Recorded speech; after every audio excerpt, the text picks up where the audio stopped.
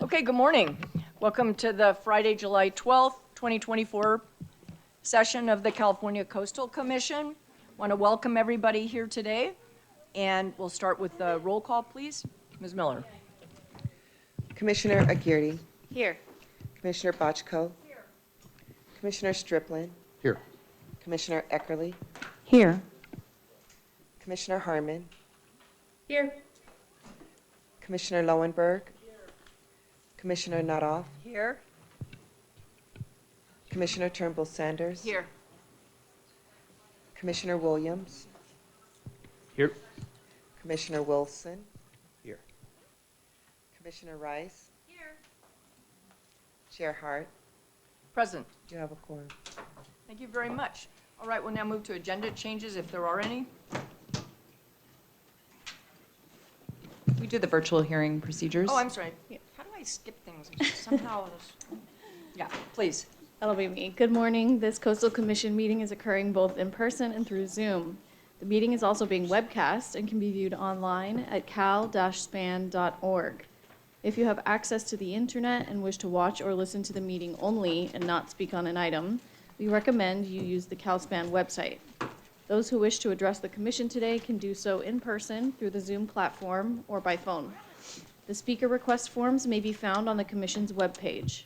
Paper forms and a scannable QR code for paperless submittal are available on the Commission's staff table just outside the meeting room. For those on Zoom, we have posted virtual hearing procedures on the Commission's agenda webpage, which is a guide on providing comments via Zoom or by phone. Members of the public speaking during general public comment may be given up to 2 minutes to speak at the discretion of the chair. Requests to speak during the general public comment period will not be accepted after 8:30 a.m. on each day of the meeting. In order to provide the opportunity for the broadest range of public participation, you may speak on a specific topic one time only each month. Those speaking on an agenda item that is not general public comment are typically allowed 2 to 3 minutes to speak at the discretion of the chair. We will accept a request to speak on an item up until the chair opens the hearing on that particular item. If you have access to the internet, please go to the Commission's webpage and click on the link to fill out a speaker request. If you do not have internet access or prefer to testify by phone, please call the Commission staff at 562-477-9089. Again, that number is 562-477-9089. Staff will provide you with a telephone call-in number and instructions for how to participate and provide testimony by phone. We will manage speakers coming in and out of the meeting through a meeting organizer. When it is your time to address the Commission, the organizer will invite you to turn on your video and microphone or provide instructions on how to unmute your phone. Madam Chair, that concludes virtual hearing procedures. All right, thank you very much. Now we'll turn to agenda changes. I'm actually going to pop the line and do You want to do the closed session? Mhm. Okay. So yesterday, after the end of the public session agenda, the Commission met in closed session. In closed session, it received litigation information and advice and took action on Shear versus Coastal Commission and O'Neill versus Coastal Commission. That concludes my report. All right, thanks, Ms. Warren. Okay, good morning, Chair Hart, Vice Chair Escalante, I don't see her, sorry. And Commissioners, we have 4 changes to the agenda today. First is item 10A, a consistency determination by the Natural Resources Conservation Service for the Rust Creek and Centerville Slough Restoration Project, and that's been postponed. Next, item 12A, Ventura County Channel Islands Harbor Public Works Plan Notice of Impending Development for the Peninsula Yacht Anchorage Marina has been moved to consent. Next, item 12B, Ventura County Channel Islands Harbor Public Works Plan Notice of Impending Development for the improvements to the Kiddie Beach parking lot has also been moved to consent. And finally, item 13.5, the City of Rancho Palos Verdes LCP amendment time extension has been postponed. This concludes the changes to today's agenda, and with that, we're on item 4, general public comment. I'll turn the mic back to you, Madam Chair. Thanks very much. Cassidy, will open public comment and ask how many speakers we have this morning. We have 20 speakers. Okey doke. So everyone will have 2 minutes. And would you like to read the public comment instructions? Yes, And for then we'll members forge of the ahead. For members of the public, I will be announcing the names of the upcoming speakers and invite you to speak when it is your turn. Each speaker will be allowed 2 minutes during general public comment. In order to allow for live video testimony on Zoom, we will be bringing you in as panelists. As we bring you in, your Zoom will reload, which may take a moment. To speed up this process, we will bring several people in at a time, but please remain muted and keep your video off until we ask you to speak or do so. After your time is up, you will be moved back to attendee mode. For members of the public present in the room, I will call your names in the order that they appear on our sign-up list. When you hear your name, please line up behind the podium and announce yourself with your name when you approach to speak. Several helpful tips. There is a raise hand function that will help us find you in the attendee list. If you are using a phone for audio, you can raise your hand by dialing *9. If you are participating by Zoom, you should see a button on your Zoom screen. If you have signed up to speak for this item and are able to do so, please raise your hand now. When it is your time to speak, we will invite you to unmute and turn on your camera. You can unmute yourself on a phone by dialing *6. Please remember to state your name for the record. So we will start in the room with Steve Ray, followed by Zoom participants, Adam Leverins, Hein Austin, and Tanya Pineda. Steve?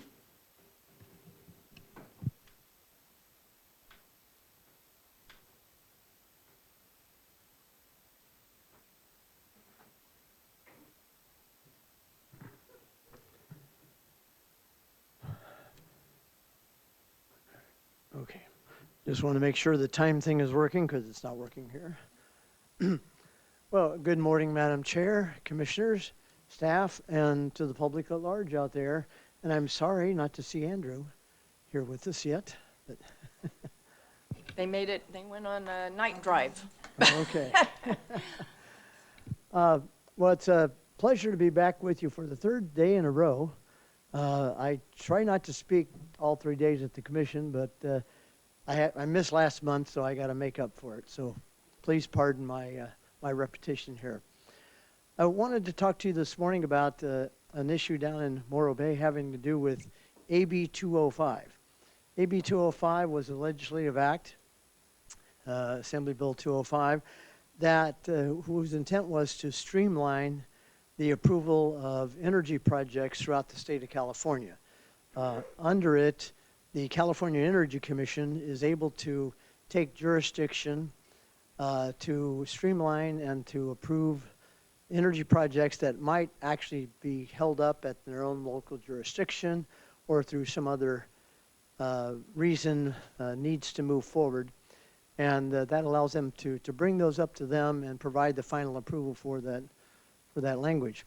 In Morro Bay, however, that has been interpreted there by the public officials, by the applicants there, and by the press, because there's been a lot of press articles about AB 205, because we have some energy projects going on down there, that the Energy Commission is going to be able to just pull those projects up to themselves and give the final approval, and that will be it. The projects will be approved, and developers are using it down there to try to persuade the city that they need to go ahead and approve their project, because if they want to have any say in any of the economic benefits or conditions placed upon the project, that they have to agree to it.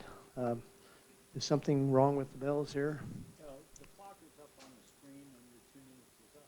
Yeah, your Oh, it's time's up up, already? but thank you very much. Oh, okay. Appreciate it. Next, we have Adam Leverins, followed by Hein Austin, and then Tanya Pineda. Adam? Could you call up my first slide, please? Yes, we're bringing it up now. Great, thank you. I first off want to thank commissioners and staff for the interest they've shown in the issues related to mooring fees in Newport Beach. Also, I want to apologize. Yesterday, when a number of us had signed up, the public comment time was indicated as 1:30, so when our names were called, we were not present, and I apologize for the inconvenience and consumption of time that caused.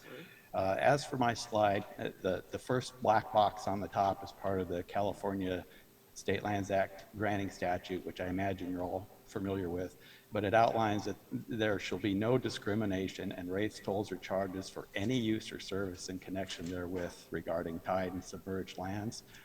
The next black box is the City Newport Beach Local Coastal Program coastal land use plan, and that seeks to provide low-cost public access to the water and harbor through moorings.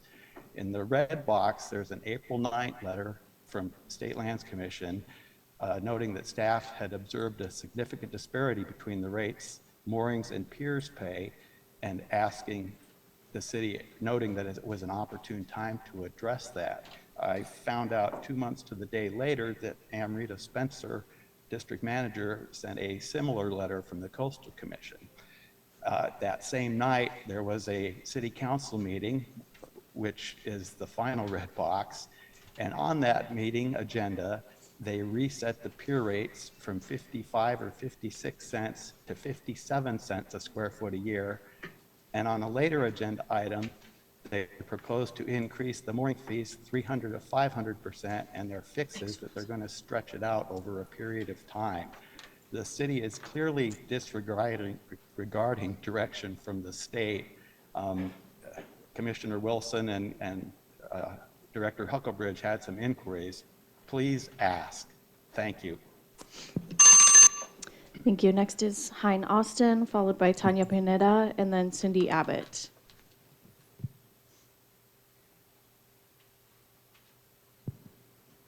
Hein Austin, we're bringing up your presentation now.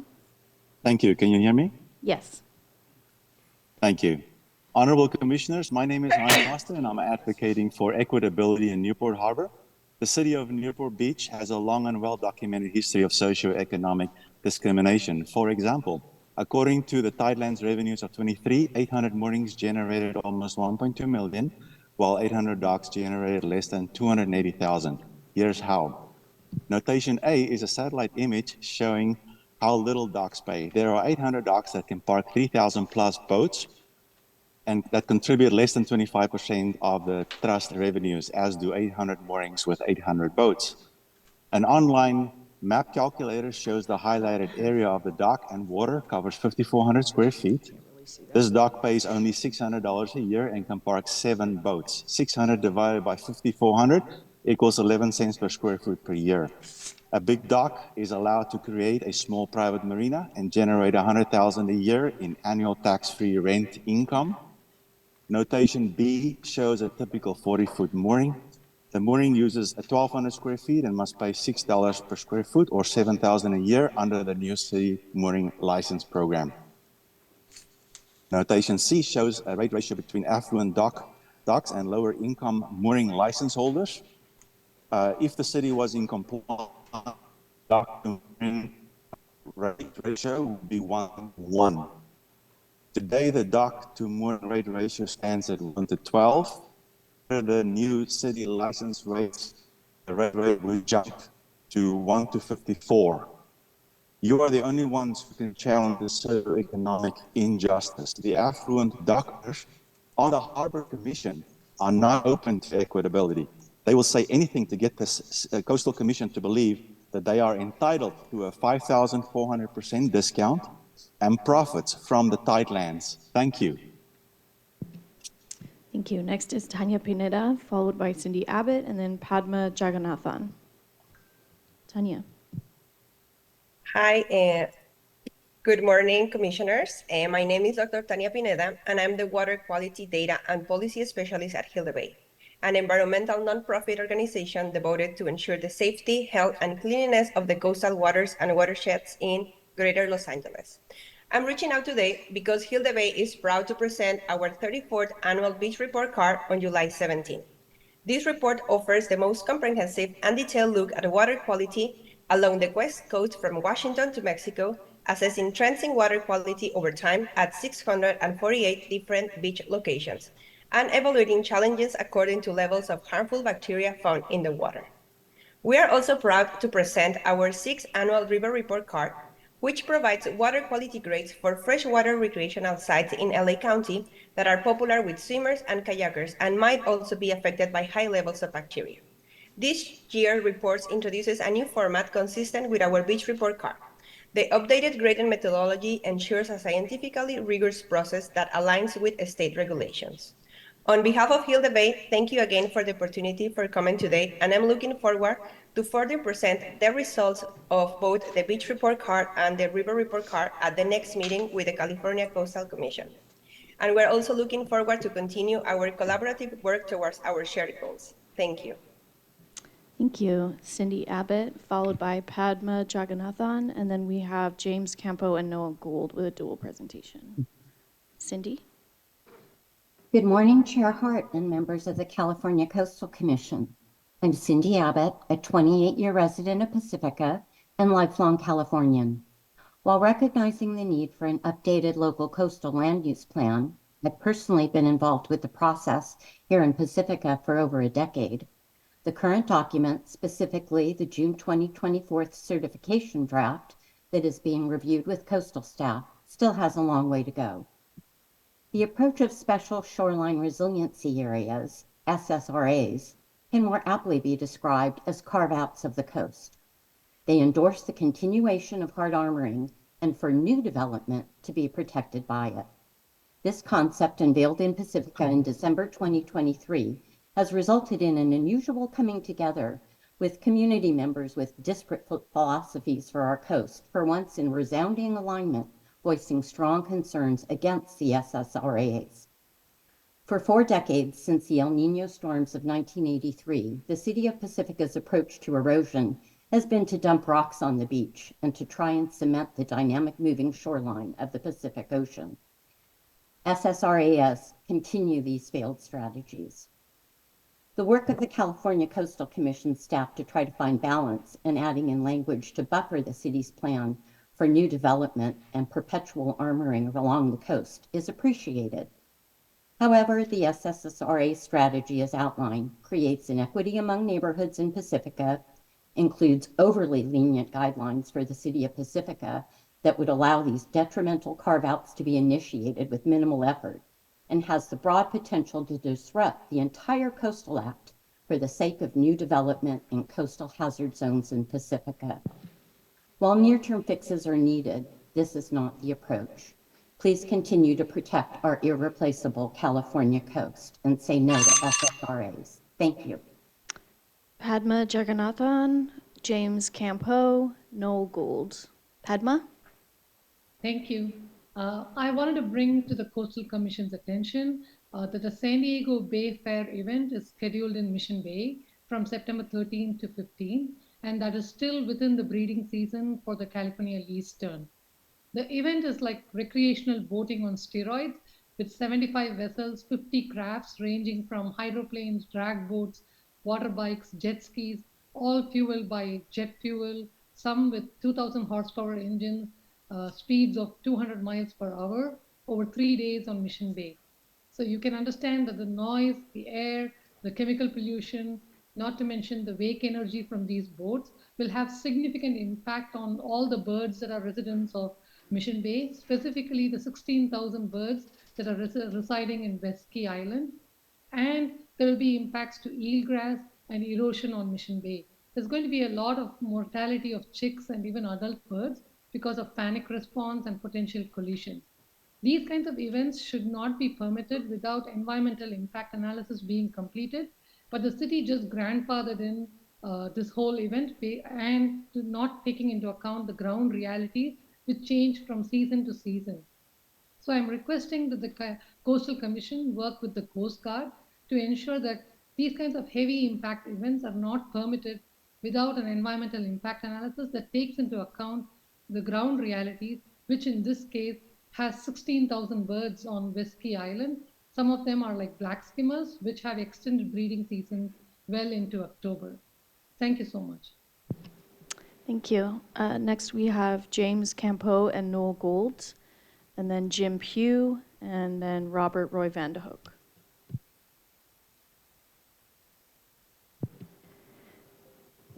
James and Noel, I'm not sure which one of you will be starting, but your presentation is up. James is going to start. Okay, James, you're welcome to begin. Okay. Hello, good morning. Could you run each slide about 13 seconds from the PowerPoint? Good morning, commissioners Thank you. For 100 years, the city of Los Angeles has done nothing to protect and maintain the general public's coastal access between Pacific Park Overlook and Point Fermin Park at San Pedro's coastline.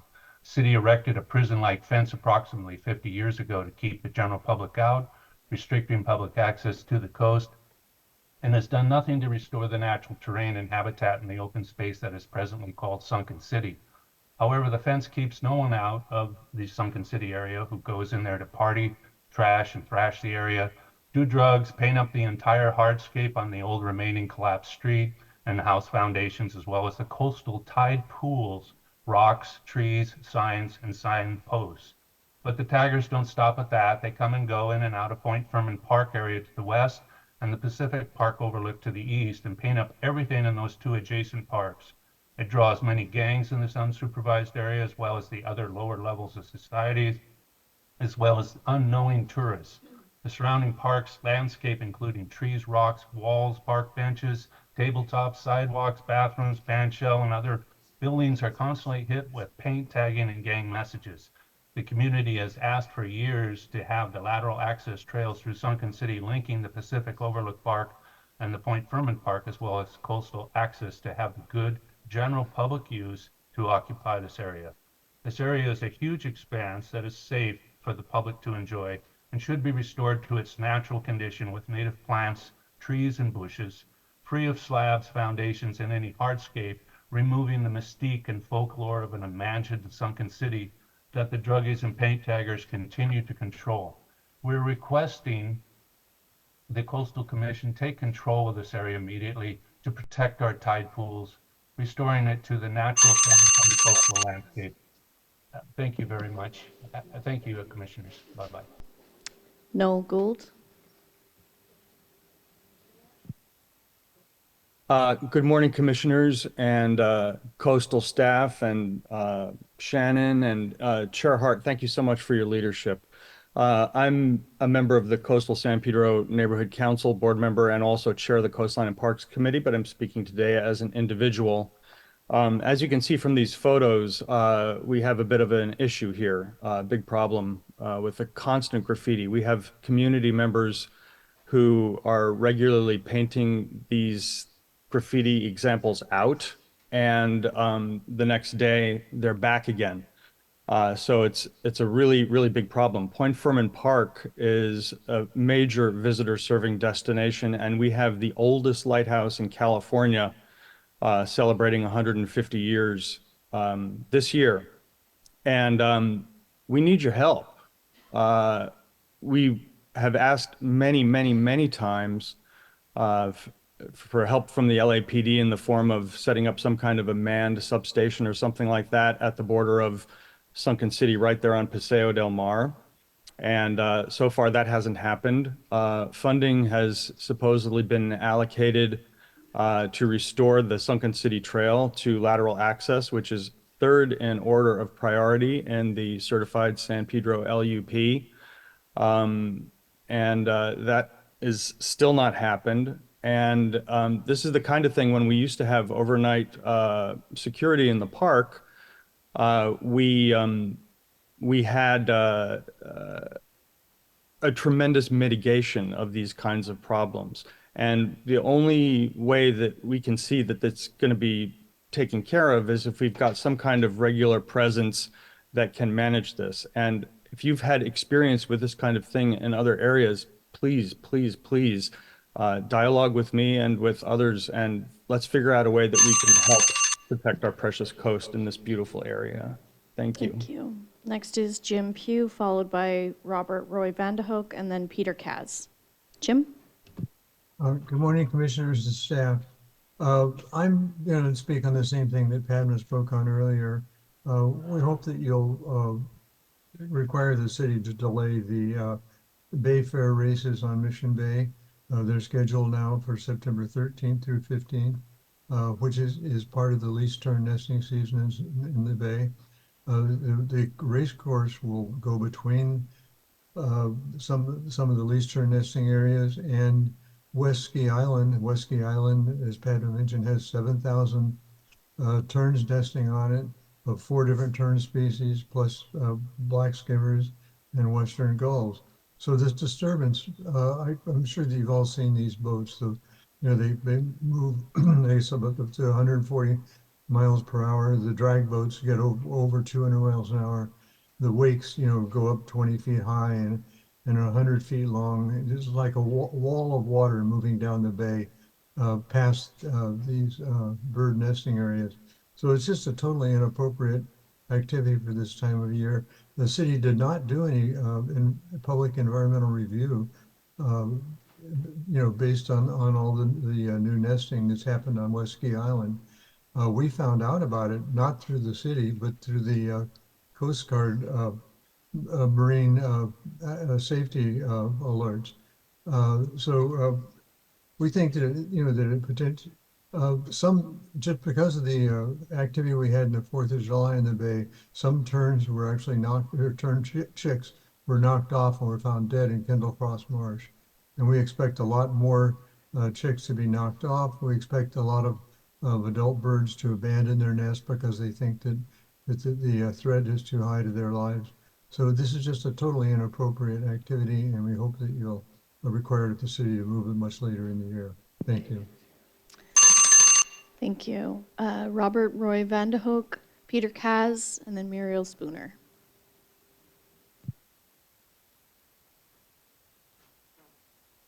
You're on mute, Mr. Vandehoek. Thank you. I forgot. Thank you, Chair, and thank you, Coastal Commissioners, for the public comment of 2 minutes. My name is Robert Young Vandehoek. Apologize for the rooster chicken calling in the background. I am a wildlife biologist with the federal government and worked as a cultural resources manager. I'm a specialist in zoogeography and ornithologist, and I'd like to speak to you about Camp Pendleton in San Diego County and a bird called the least bell's vireo. This bird is a neotropical migrant that spends the winter in Central America, Mexico, and then moves north into California in the springtime to breed and nest and raise their families. And the bird declined during the 20th century, so much so that the U.S. Fish and Wildlife Service went through a process, put it on the endangered species list, and then recovery plan was developed, and it was noticed that there were some least bell's vireo nesting at Camp Pendleton. The U.S. Fish and Wildlife Service sued the U.S. Department of Defense, the solicitor in Washington. The judges came to a conclusion that the Marine Corps was in violation of the Endangered Species Act, and so began a 20-year plus period of bringing back this bird by not destroying its trees that they nest in and the stream beds where they catch and water areas where they catch insects. And the recovery plan has cost millions of dollars, but the bird is rebounding. It's coming closer to being removed from the list. And it's moving into federal areas in Orange County, Los Angeles County, Kern County. So it's been a great success to bring this endangered bird, and I wanted to give you some hope. Thank you. Thank you, Robert, and your rooster. Next is Peter Kaz, followed by Muriel Spooner, and then Mary Jane Schramm. Good morning, California Coastal Commission and Chairman. So I'm also part of the Newport Beach mooring rate hikes. The shenanigan, they go back and forth. They being unstable. On one day they say we're gonna raise it, and then next day they come with the deal for us.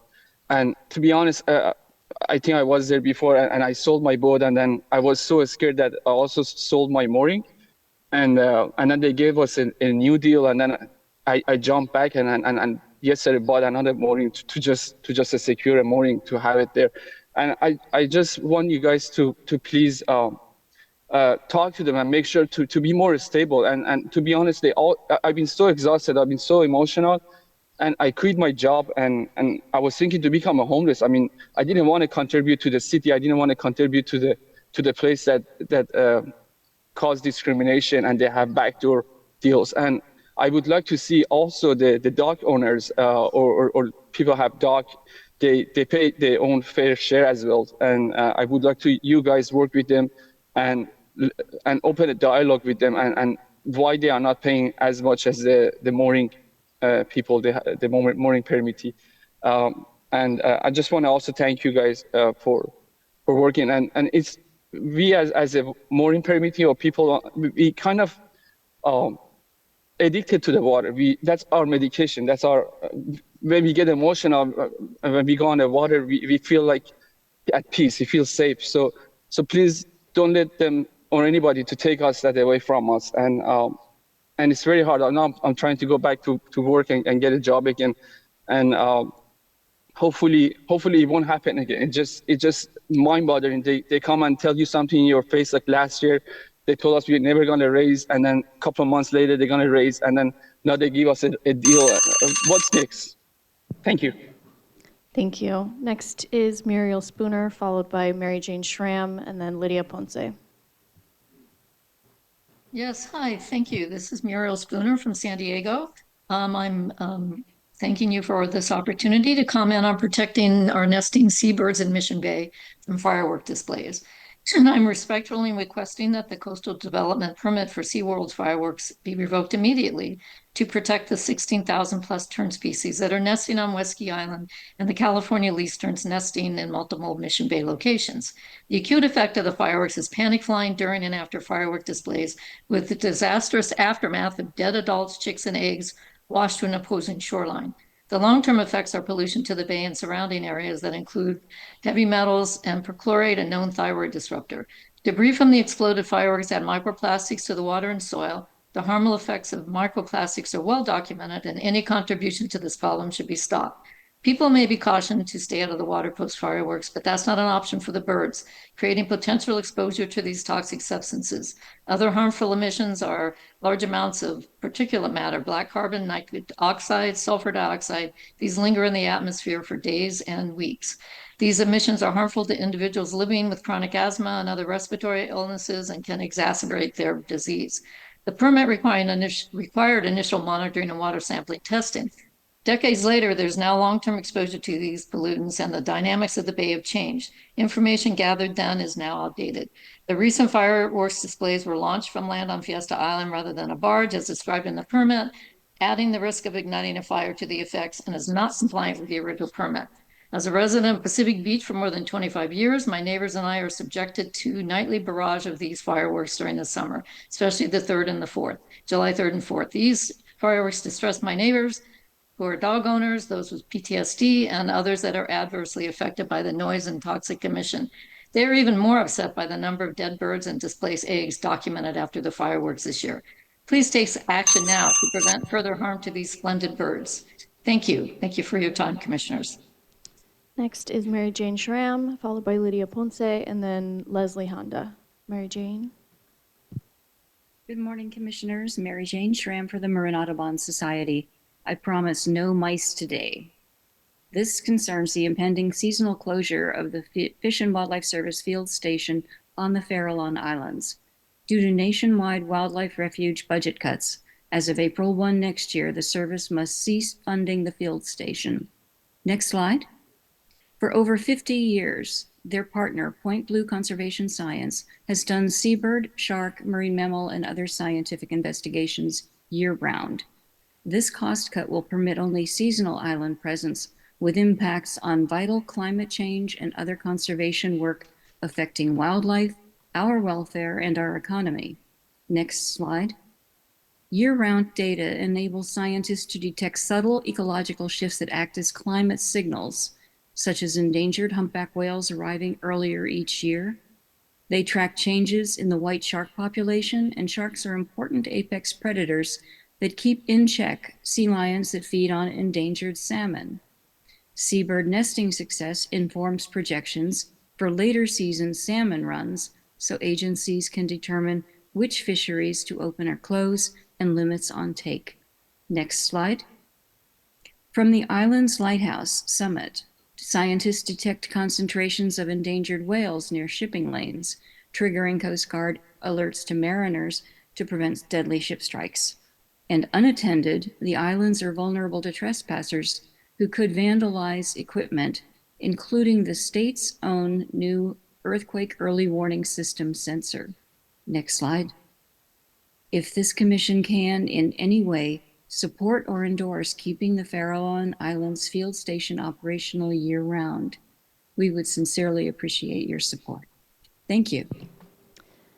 Thank you. Next is Lydia Ponce, followed by Leslie Honda, and then Janet Rogers. Good morning, relatives. It's been a long minute, and I know that I've signed up for previous conditions of trying to provide truth always to power.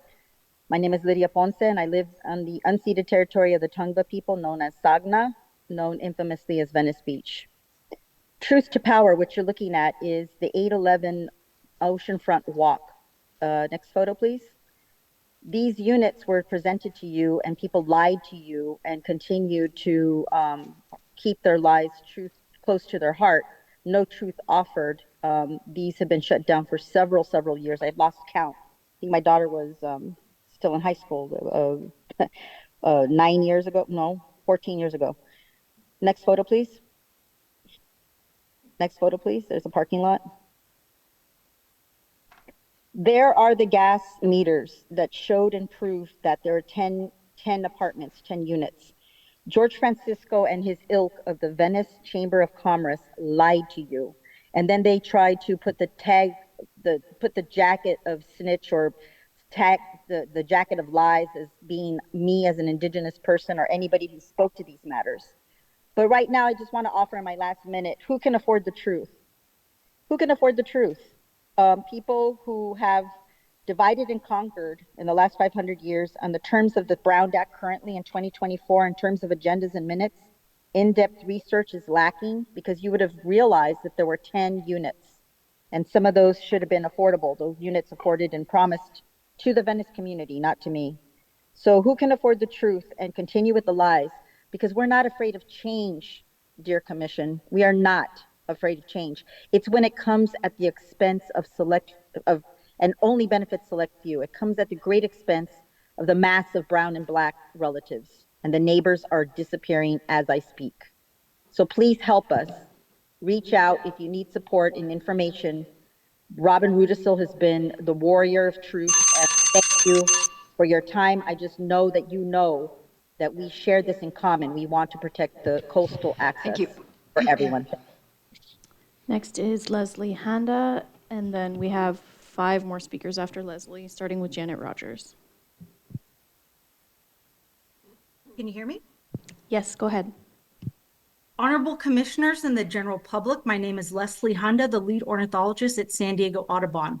I urge the Coastal Commission to immediately revoke the coastal development permit that allows SeaWorld to set off the fireworks in Mission Bay due to the negative impact on the current large number of 16,000 plus nesting seabirds on West Ski Island and in Mission Bay that will soon fledge thousands more young.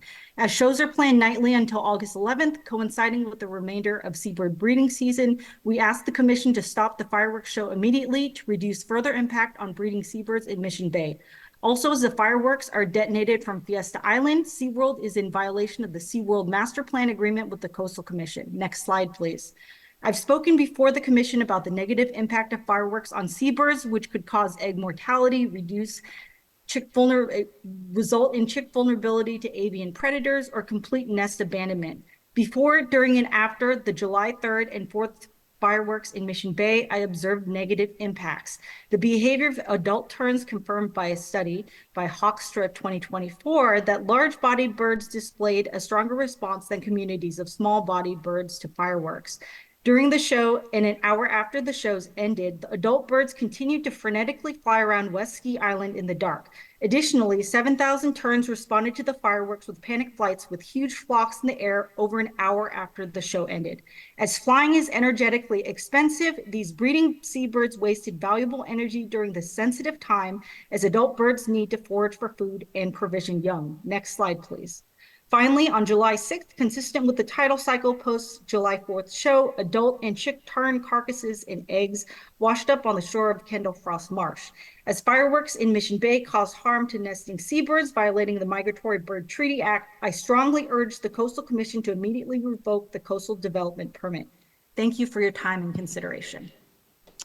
Next is Janet Rogers, followed by Dr. Richard Navarro, and then Michael B. Spano. Janet. Yes, I have a slideshow. Yeah. Okay. I'm Janet Rogers, co-chair of the Embarcadero Coalition in San Diego. Next slide. The current Port Master Plan, PMP, is being replaced, not amended. The changes are so great that staff cannot do a markup. The changes are substantive, not cosmetic. Treat this document like you are starting over. This is a PMPR for replacement, not an amendment. Next slide. The port is changing basic definitions that, if adopted, will change all the LCPs on the whole coast. I'll mention two. The port is adding coastal enhancing to coastal development related or grandfathered in. This allows for revenue generating activities they pretend are incidental to restaurants or hotels. They're starting with golf. To approve Topgolf, one of the ugliest huge fences imaginable that would be a blight on our beautiful waterfront. They're already talking about event centers. Will casinos be next? Next slide. The second change is combining parks, plazas, and promenades into one category called recreation open space, where the individual character is lost, and parks and green spaces can be replaced with concrete walkways while pretending to increase public access. Parks are not fungible with concrete. We need both, but that is not the plan. Areas to play and congregate serve a different function from walking. Don't allow private development to take over the parks and plazas. The PMP North Embarcadero legally commits to 2 major parks and 2 plazas on piers. Next slide. In 20 years, we got 1 major park at Waterfront Park. There is no replacement for the Oval Park at Broadway Landing. The plaza on the Broadway Pier and the park on the Curve Pier are missing. Our public access in the new PMPR is missing. Please don't approve a document that reduces public parks. These are legal commitments to public access. Honor the Coastal Act and your federal coastal zone management plan. Thank you. Thank you. Next is Dr. Richard Navarro, followed by Michael B. Spano, and then Diane Wilkie. Good morning. My name is Richard Navarro. I'm a PhD from Stanford University and recently retired from Cal Poly Pomona after a 40-year career. Newport Harbor moorings have allowed me to reconnect to my love of sailing and share it with my family. Our family photo albums are full of cherished memories on the water. Now I'm proud to say that a 3rd generation is benefiting from the opportunity for affordable access to boating in Newport Harbor. However, the vote of the Newport Beach City Council on Tuesday would drive families like mine out of the harbor and, more importantly, ensure that others like me have no access. On Tuesday, the City Council ignored the Coastal Commission's letter to delay actions. They tossed a bone to current mooring permit holders like me, promising to keep rates at their current levels until we die or transfer, without any guarantees that they can renege on their promise. They also enshrined a plan to take over private permits and make them city property to charge exorbitant rental rates that will keep out families like mine and others of even more modest means from the harbor. Affordability is not their concern. They even took it out of the enacting language, going from offshore moorings provide an affordable option for use of the harbor to offshore moorings are an option for use of the harbor. Could they have made their intent any clearer? There is more to be said about discrimination between dock and mooring permits, the boats that are tied to the docks and pay no tideland fees, and the commercialization of docks subleasing the space for thousands of dollars a month, but my time is limited. The ordinance passed on Tuesday sets up a multi-tiered structure for the same use of the tidelands, which is prohibited by state law. My plea to you is do not let the ordinance get to the 2nd reading. Require a CDP and a process that brings all stakeholders to the table to achieve a just plan that preserves affordability, access for all Californians. Thank you very much. Our next speaker is Michael B. Spano, followed by Diane Wilkie, and then our final speaker will be Kathy Rademan. Good morning, esteemed Chair Hart, commissioners, and staff. My name is Michael Spano. I have a PhD in chemistry, and I live aboard my sailboat here in Newport Beach. I am the next generation that the previous speaker Navarro is mentioning. I'm here to speak about the city of Newport Beach and how they're violating their state laws, setting their rates for tideland users. Newport Beach City Council has established widely different rates for nearly identical tideland use. The rent charged for the private docks that are built over public tidelands is significantly below the rate charged for offshore moorings. Both the docks and the moorings serve similar purposes, which is to provide long-term storage of boats in the water. Worse yet is the fact that homeowners often sublease their use of public tidelands on a private market for thousands of dollars a month, and they're profiting off of public tidelands. This is just wrong. Newport Beach justifies this discrimination in rates by stating that docks and moorings have different values and therefore have different fair market rents. But would the people of California think that docks and moorings are using public tidelands in significantly different ways? Both entities are parking their private property for prolonged periods of time on public property. On Tuesday of this week, Newport Beach City Council passed a motion to eventually convert all privately held moorings, like the one I am in right now, to city-owned moorings, which will see an increase in approximately 400% of the monthly rent, further increasing the disparity of rates charged for similar tideland use. I understand that both the Coastal Commission and the State Lands Commission have sent letters to the city of Newport Beach in an attempt to influence their resolutions, but I'm fearful that the city has grown calloused to the terms of their tideland grant. I ask the Coastal Commission to decisively address the discrimination between tideland users in Newport Beach. And with that, I'll end a little early. Thank you so much for your time. Thank you. Next is Diane Wilkie, and then finally Kathy Riedemann. Diane? Good morning, Diane Wolke, nonprofit Safe Healthy Playing Fields board member. We urge the commission to convene a workshop on plastics with independent, unpaid experts in plastics research. It is imperative for human and environmental health that the commission have the necessary science-based knowledge to make informed decisions. No one is served by incomplete reviews of projects that only address one aspect or component when the potential negative effects are multiple and cumulative. This is not the intent under SEQA nor the commission. No one is served when decisions and compromises are not given proper and legal notice, allowing the public to respond and provide valuable science-based input. No one is served when due diligence is not undertaken and misinformation is provided, giving you and the public false assurances and impacting decisions. Polyvinyl chloride, or PVC, is used extensively in the manufacturing of plastics. Made of vinyl chloride monomers, it has been on the California Proposition 65 list since 1987 as a Category 1 cancer-causing agent. Nearly 60% of PVC is chlorine and has significant human and environmental effects from dioxins, furans, and carbon tetrachloride. It wasn't until March of this year that the United States banned the use of asbestos in chlorine. PVC also contains phthalates and PFAS. And like PFAS and phthalates, it's an endocrine disruptor. They are also potent, phthalates are also potent neurotoxins. Like lead and PFAS, there's no safe level of phthalates. The US EPA has begun the process of banning PVC.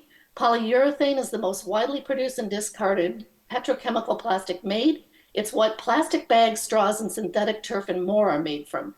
PVC and polyethylene will degrade, will leach toxic chemicals into air, water, and soil, will heat the environment, and contribute to climate change, and will form microplastics, and will release their toxic payloads into the air we breathe, water we drink, and food we eat. Thank you. Thank you. Our final speaker for general public comment is Kathy Riedemann. You are muted, Kathy. I see that you are unmuted on my end, but maybe your device audio is not turned on. If you can go into your Zoom settings and turn the audio on.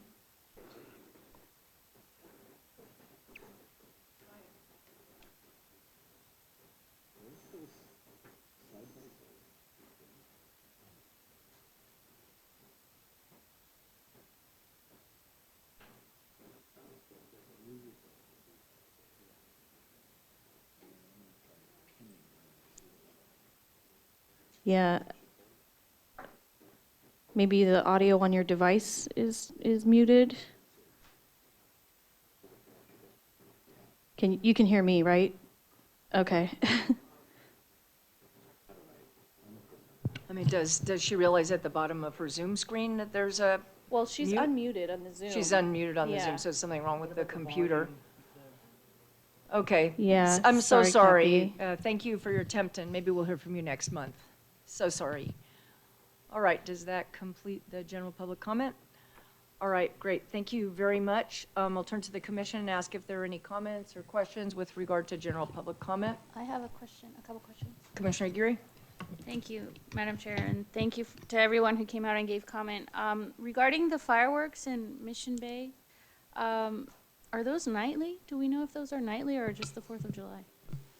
I'm not sure about the details of how often. I'm not sure that they're nightly. I was checking in with staff on this issue, and my understanding is that the fireworks are part of the City of San Diego's LCP.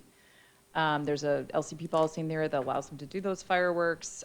So I think we'll need to, my understanding, there is part of the policy that says that the city needs to be looking at environmental impacts on a cumulative basis, so I think there's a little bit of an opportunity for us to go to the city and talk to them about it and see what, if we need to rethink how we're approaching these things. I would love that, given, especially if they're frequent, if they're like nightly or weekly. I mean, that could severely have an impact on migrating birds, and especially during nesting season, which is right now. And I am getting confirmation from staff that they are nightly. Yeah, I would be open to revisiting that, the frequency, if others are as well. So hopefully we can bring that back. And then regarding the port master plan, I know that's coming to us. Do we have an estimate? So the Port Master Plan update has been submitted, but is currently incomplete for like up to 40 items. So it's going to be several months as we work through the port on getting those items completed. So I don't even have a timeline to provide for when it might come forward. It's okay. I'm concerned about some of the issues raised, especially around the commercialization. How do you say? Commercialization. Sometimes my English doesn't English. Commercialization of the bay and our waters, and some of the things that they are saying are being proposed are concerning. So I have true faith in you all that you'll address all of that. Thank you. Thanks. We'll do our best. Commissioner Strickland? Thank you. I also wanted to associate myself with the comments of those concerned about the Mission Bay fireworks. I worked as a wildlife biologist for many years, working on seabirds and shorebirds, and those impacts are real. I think between authorities under the Coastal Act and Port of Cologne, and maybe in coordination with the executive officer of the San Diego Regional Board, I know they have made some attempts in the past to resolve some of those issues. So anything this commission could do to eliminate that impact, I would definitely support. Okay. Commissioner Nuttall. And in the same region, these Bay Fair races, that does seem, is that a coastal development permit, or is? So my understanding, again, in talking with staff, is that we have permitted it in the past. The last permit we provided was in 2000.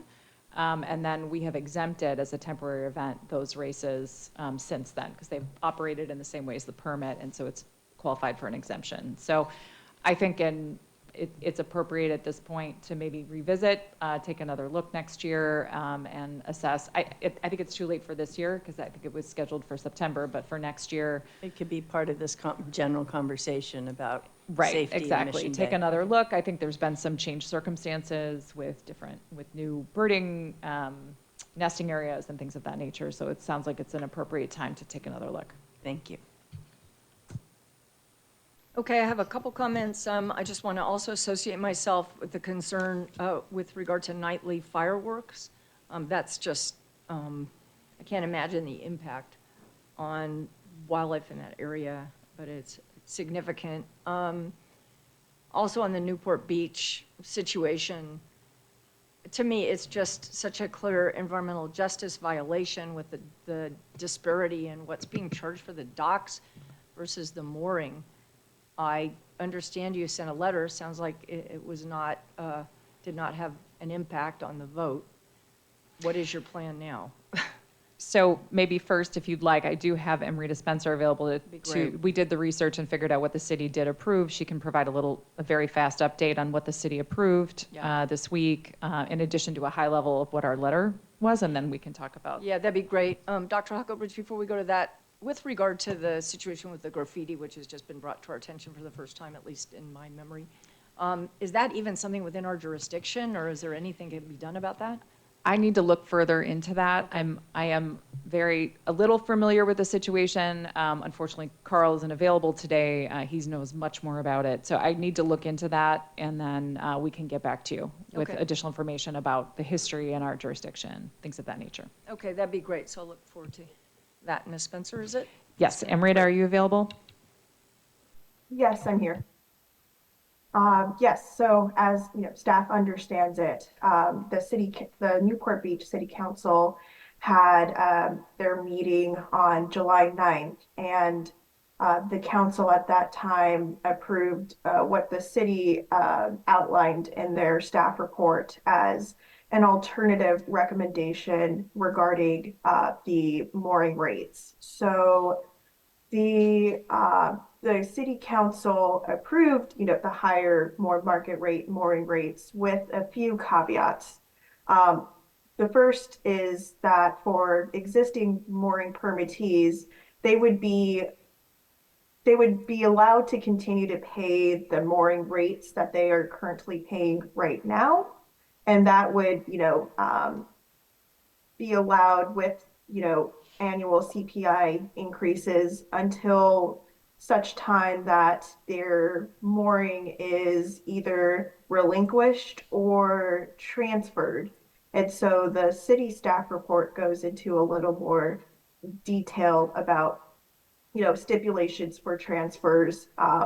For example, existing mooring holders, can transfer their permit once within a 4-year period after the approval. So that would be between 2024 and 2028. And the person who receives the mooring permit through a transfer would be allowed to pay, the current pre-raised rates for a period of 4 years. The city also approved a program to eventually phase out private transfers of permits between mooring holders. The idea of that is for, eventually the whole mooring program to be maintained through a new city program. And so that it was outlined in the staff report. It is staff's understanding that this resolution is going to be coming before the city council again for second reading, I believe, on July 22nd. So, commission staff is, willing to have some conversations with the city before the second reading. And then, just to go into the letter that commission staff sent ahead of the July 9th meeting, we outlined, the commission's ongoing concerns about, inequities between the mooring permit holders and the dock holders. We did, really try to encourage the city to tackle the mooring rates and the dock rates simultaneously. And that's something, we could raise to city staff again ahead of their second reading. I think that's all I have. Thanks, Amrita. I just have to note, I find it very disappointing that the city didn't take up the dock holder issue and not even a plan for a timeline for looking into that. So I think that's something we will need to be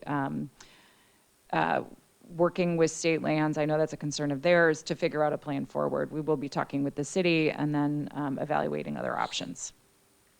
And do the other options include what our jurisdiction actually is over this? Because I'm still unclear on that, whether between us and state lands. That's correct. Okay.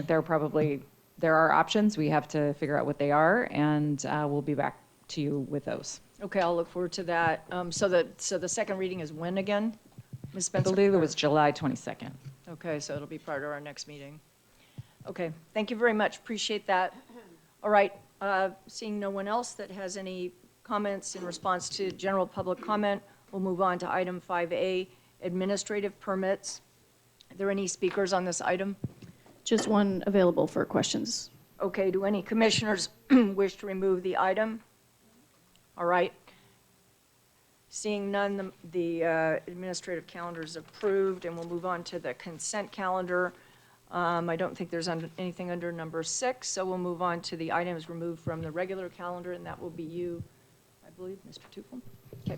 Thank you. That's right. Item 7 is for items to be moved from regular to consent for all districts in the agenda today. As mentioned during the agenda changes earlier this morning, there are 2 items that staff recommends be moved to the consent calendar, and those are item 12A, Ventura County Channel Islands Harbor Public Works Plan Notice of Impending Development for the Peninsula Yacht Anchorage Marina, and the Ventura County Channel Islands Harbor Public Works Plan Notice of Impending Development for improvements to the Kiddie Beach parking lot. Staff is not aware of any opposition to the projects moved to the consent calendar, and the applicants are in agreement with the staff recommendations. Thus, we're recommending the commission vote and approve this item.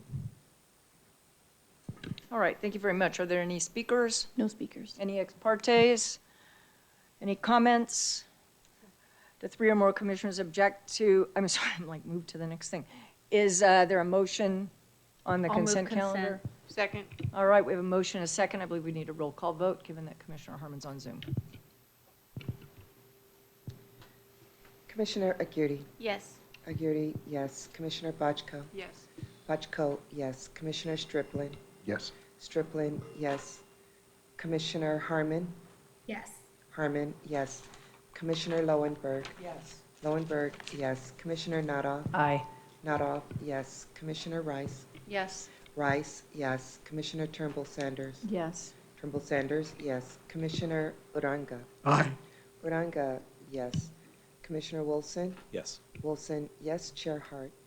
Yes. Did we get Commissioner Harmon? I'm sorry. Yes. We did. I'm sorry, I missed that. Hart, yes. The vote is unanimous.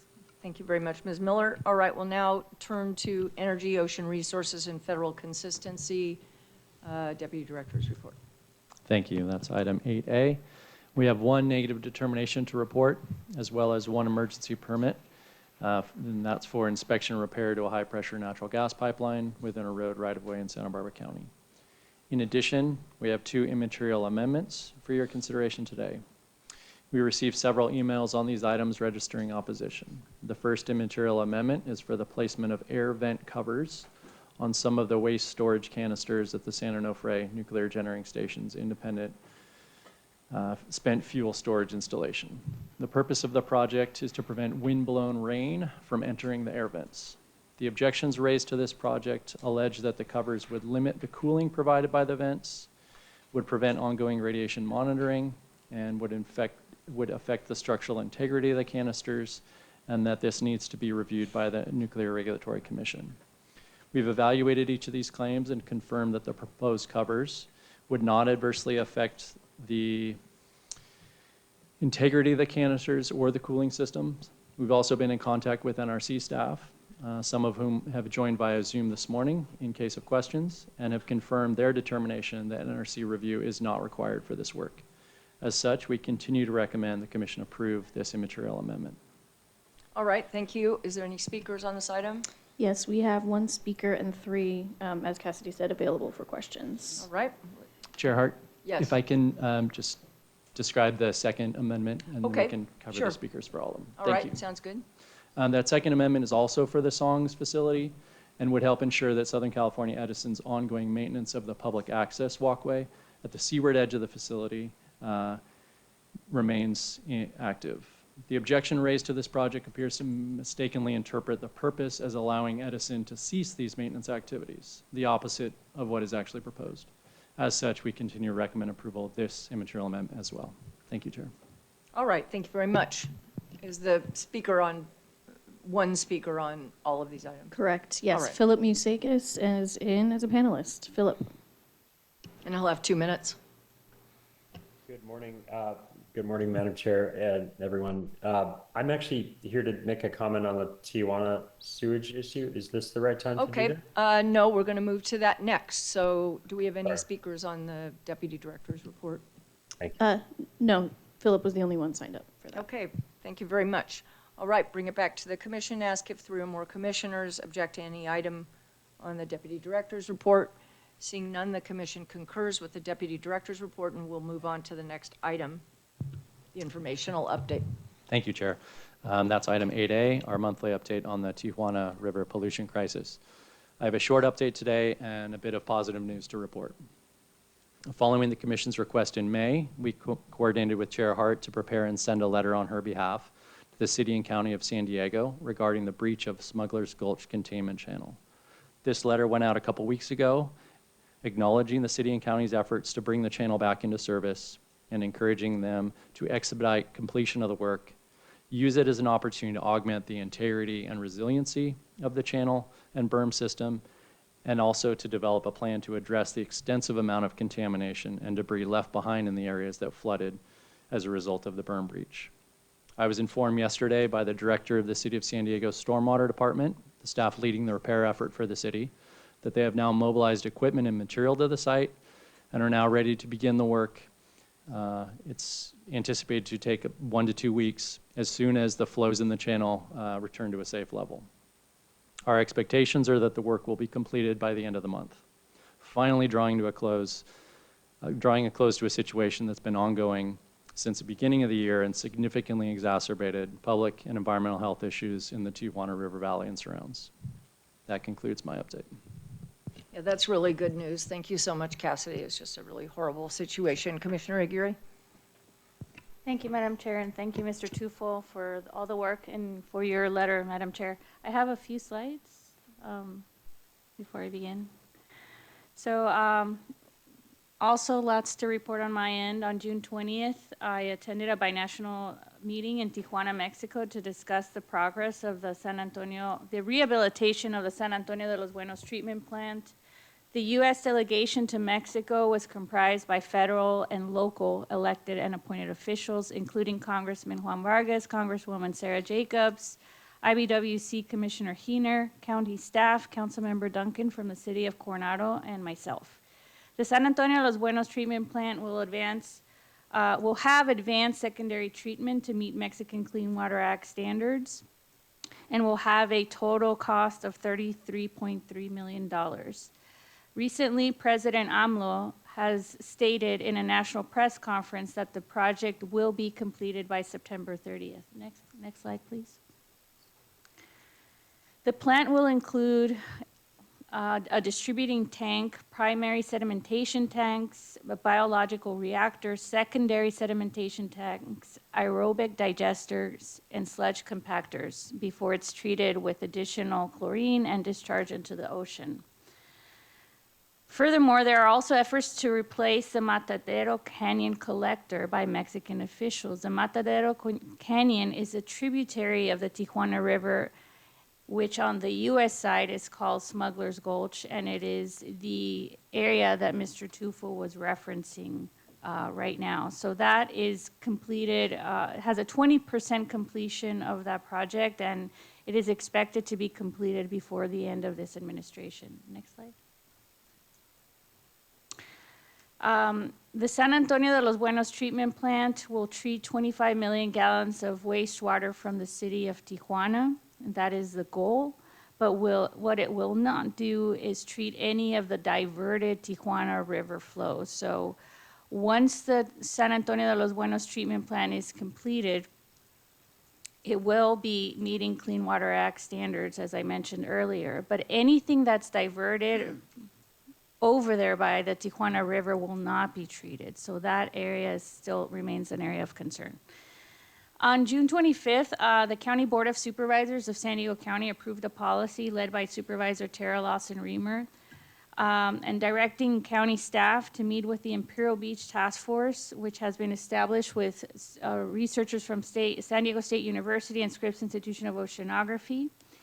And what it will do, it will launch its first of its kind community health survey to examine health impacts beyond direct water exposure. It will create a Tijuana River public health risk dashboard. It will develop local decontamination protocols for sewage contaminated floodwaters. For example, the recent Hollister Street sewage spill, which spilled over 300,000 gallons of sewage onto Hollister Street, which is located in the Tijuana River Valley. It will also require zip code level data from the California Breathing Program and enhance communications with other agencies, including the San Diego Regional Water Quality Control Board, their Pollution Control District, California Department of Public Health, and the CDC. Finally, on June 14th, we received a response from the California Office of Emergency Services in response to the letter sent on behalf of the 18 mayors of San Diego County, the dozens of chambers of commerce, and dozens of nonprofit organizations asking Governor Newsom to declare a state of emergency due to the transboundary pollution crisis. In the letter, they state, and I quote, "This event remains ineligible for a gubernatorial SOE, state of emergency, as well as the California Disaster Assistance Act funding under the California Emergency Services Act, and in particular, California Government Code 8558. A primary factor in the Tijuana River Valley crisis is ongoing deferred maintenance of federal facilities and the need for capital improvements for infrastructure in both California and Mexico, necessitating binational cooperation and international diplomacy. Furthermore, as the impacts felt across San Diego are not caused by a natural catastrophe or fire, flood, or explosion as defined by the Stafford Act, this crisis cannot qualify for a presidential major disaster declaration. In order to allocate federal funds to support recovery efforts, including repairing and rebuilding infrastructure," end quote. However, there appears to be a miscommunication or misunderstanding related to our request. We requested that the governor declare a state of emergency because of the reprehensible conditions in the Tijuana River Valley, which we believe fall squarely under the definition of a state of emergency because of conditions of disaster or extreme peril to the safety of persons or property within the state, which by reason of their magnitude are or are likely to be beyond the control of the services, personnel, equipment, and facilities of any single county, city, and require the combined forces of mutual aid regions or regions to combat, end quote. Furthermore, the need to divert the Tijuana River, which is currently flowing at 50 million gallons per day of sewage and toxics, which are flowing into our California coast, does not have any infrastructure built yet. Therefore, the argument that this does not qualify is misguided because there isn't any deferred maintenance to be conducted because there isn't any infrastructure built to divert the Tijuana River. So we believe that a declaration will accelerate actions to divert and treat the river. And just to remind everyone, the International Wastewater Treatment Plant does not treat effluent from the Tijuana River. It only treats wastewater from the city of Tijuana. Our community continues to be pummeled by the pollution permeating our air, soil, and coastal waters. South San Diego beaches have now been closed 935 consecutive days. Our Imperial Beach junior lifeguards conclude their summer activities actually today. Their entire summer program was able to take place thanks to our partnership with the Navy, because our junior guards had to be bused 15 miles north of our beaches in order to be able to access clean water. This commission's own environmental justice policy urges us to ensure that low-income communities and communities of color, such as South San Diego's, are disproportionately affected by water contamination. There is no environmental justice without a healthy environment. That is what our environmental justice policy reads. I believe that we will look back in 10, 20 years to this year, 2024, where we bused low-income children of color to beaches away from their home in order to access clean water. I urge this commission to continue to do everything it can in its power to make sure we meet our own goals and policies, because history will not be kind to those who did not take action. That concludes my report. Thank you.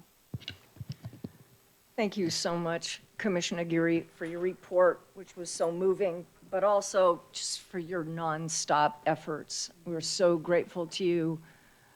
I know that staff is working as hard as they can. I know Cassidy has put an amazing amount of time and effort, and we will continue to do so until this is resolved, those beaches are open in your beautiful community. So thank you again so much for everything that you've done.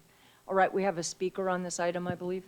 Yes, Philip Musagas is still in as a panelist.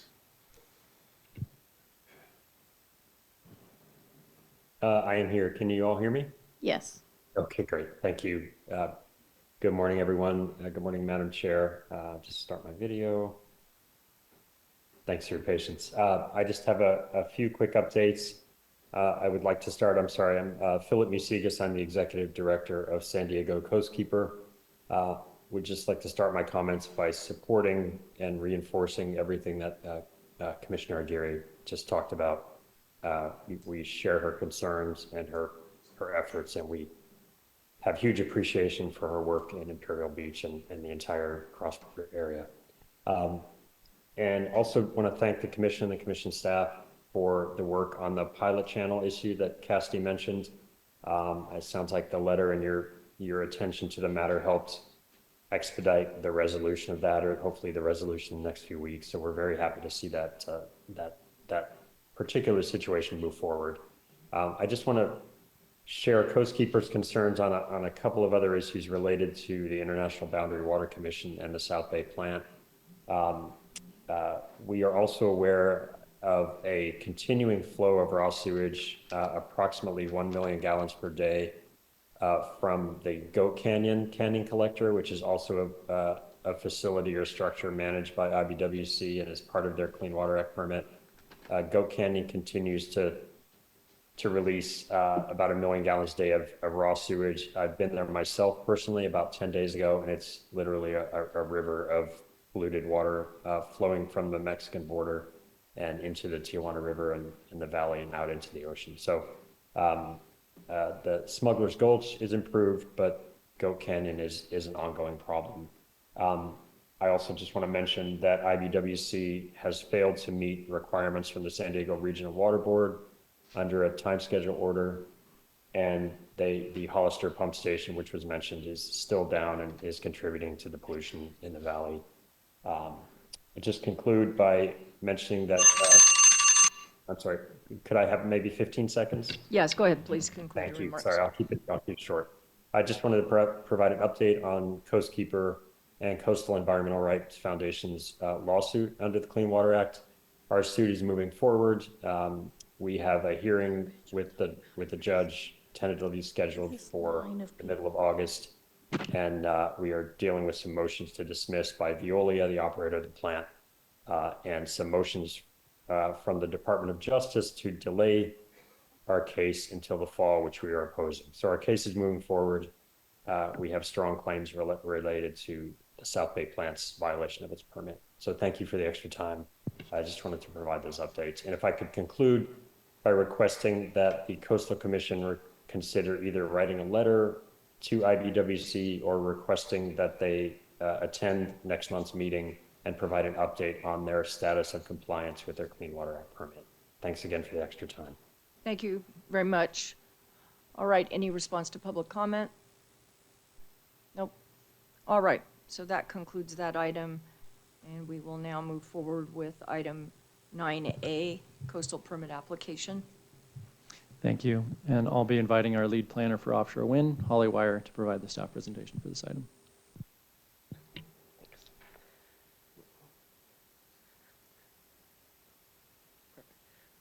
Good morning, Chair Hart and Commissioners. Today I'll be presenting on item 9A. Can you hear me? Yeah, all right. Which is an application from Atlas Wind for a coastal development permit to conduct seafloor surveys in state waters off San Luis Obispo County. Before I get started, I'd like to note that there's an addendum for this item that responds to public comment and provides findings and an additional condition that came out of tribal consultation. Next slide, please. The proposed seafloor surveys would include low-energy, high-resolution geophysical surveys, geotechnical sampling, and benthic or seabed habitat surveys in state waters from approximately a quarter mile offshore in roughly 20 feet of water to the 3 nautical mile state water boundary. The proposed survey area extends northwest of Morro Bay Harbor and does not include areas inside or in front of Morro Bay Harbor. In the map on the screen, the proposed survey area is the area where the pink and the blue dots overlap. It's a little hard to see the blue dots, but essentially within that blue outline where the pink is where the surveys would be. The surveys are expected to last between 15 and 20 days and would be conducted with a combination of vessels. In deeper waters near the state water boundary, Atlas Wind may use a large offshore vessel, the Iowan Pride, and up to 3 autonomous underwater vehicles, or AUVs. In shallower water, Atlas Wind would use a much smaller nearshore research vessel. Surveys from the smaller vessel would use a combination of a smaller AUV and hull-mounted or towed geophysical survey equipment. Next slide, please. The proposed geophysical surveys would produce maps of the seafloor that would be used to inform future potential development plans for submarine cable routes that would transmit electricity from Atlas Wind's offshore lease area to the California electrical grid, if wind turbines are authorized and constructed within the lease. The maps would include information about substrate and sediment type, and the location of potentially sensitive marine resources that future cable routes should avoid, such as archaeological and cultural resources, rocky reefs, seamounts, submarine canyons, deep-sea corals, and consolidated hard-bottom habitat. This proposed project is the state waters portion of the mapping and site exploration Atlas Wind is currently conducting in federal waters and on and around its lease. That work was authorized by the Commission as part of its concurrence with the federal leasing effort. The proposed state water surveys would create maps of the seafloor using a combination of acoustic and physical sampling equipment. The images in the slide give an example of what these surveys entail. The top image is an artist's rendition of an AUV with a multi-beam echo sounder being used to map the seafloor.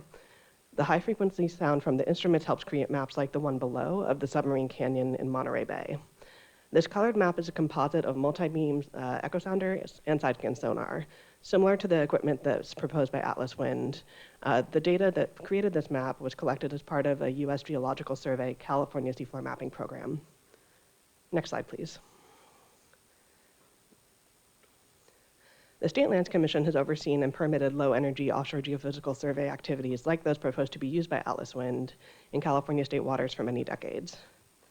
In 2013, the State Lands Commission updated its program and adopted a mitigated negative declaration under CEQA, which found that potential impacts from low-energy surveys would be avoided, minimized, and mitigated, such that no significant impacts would occur.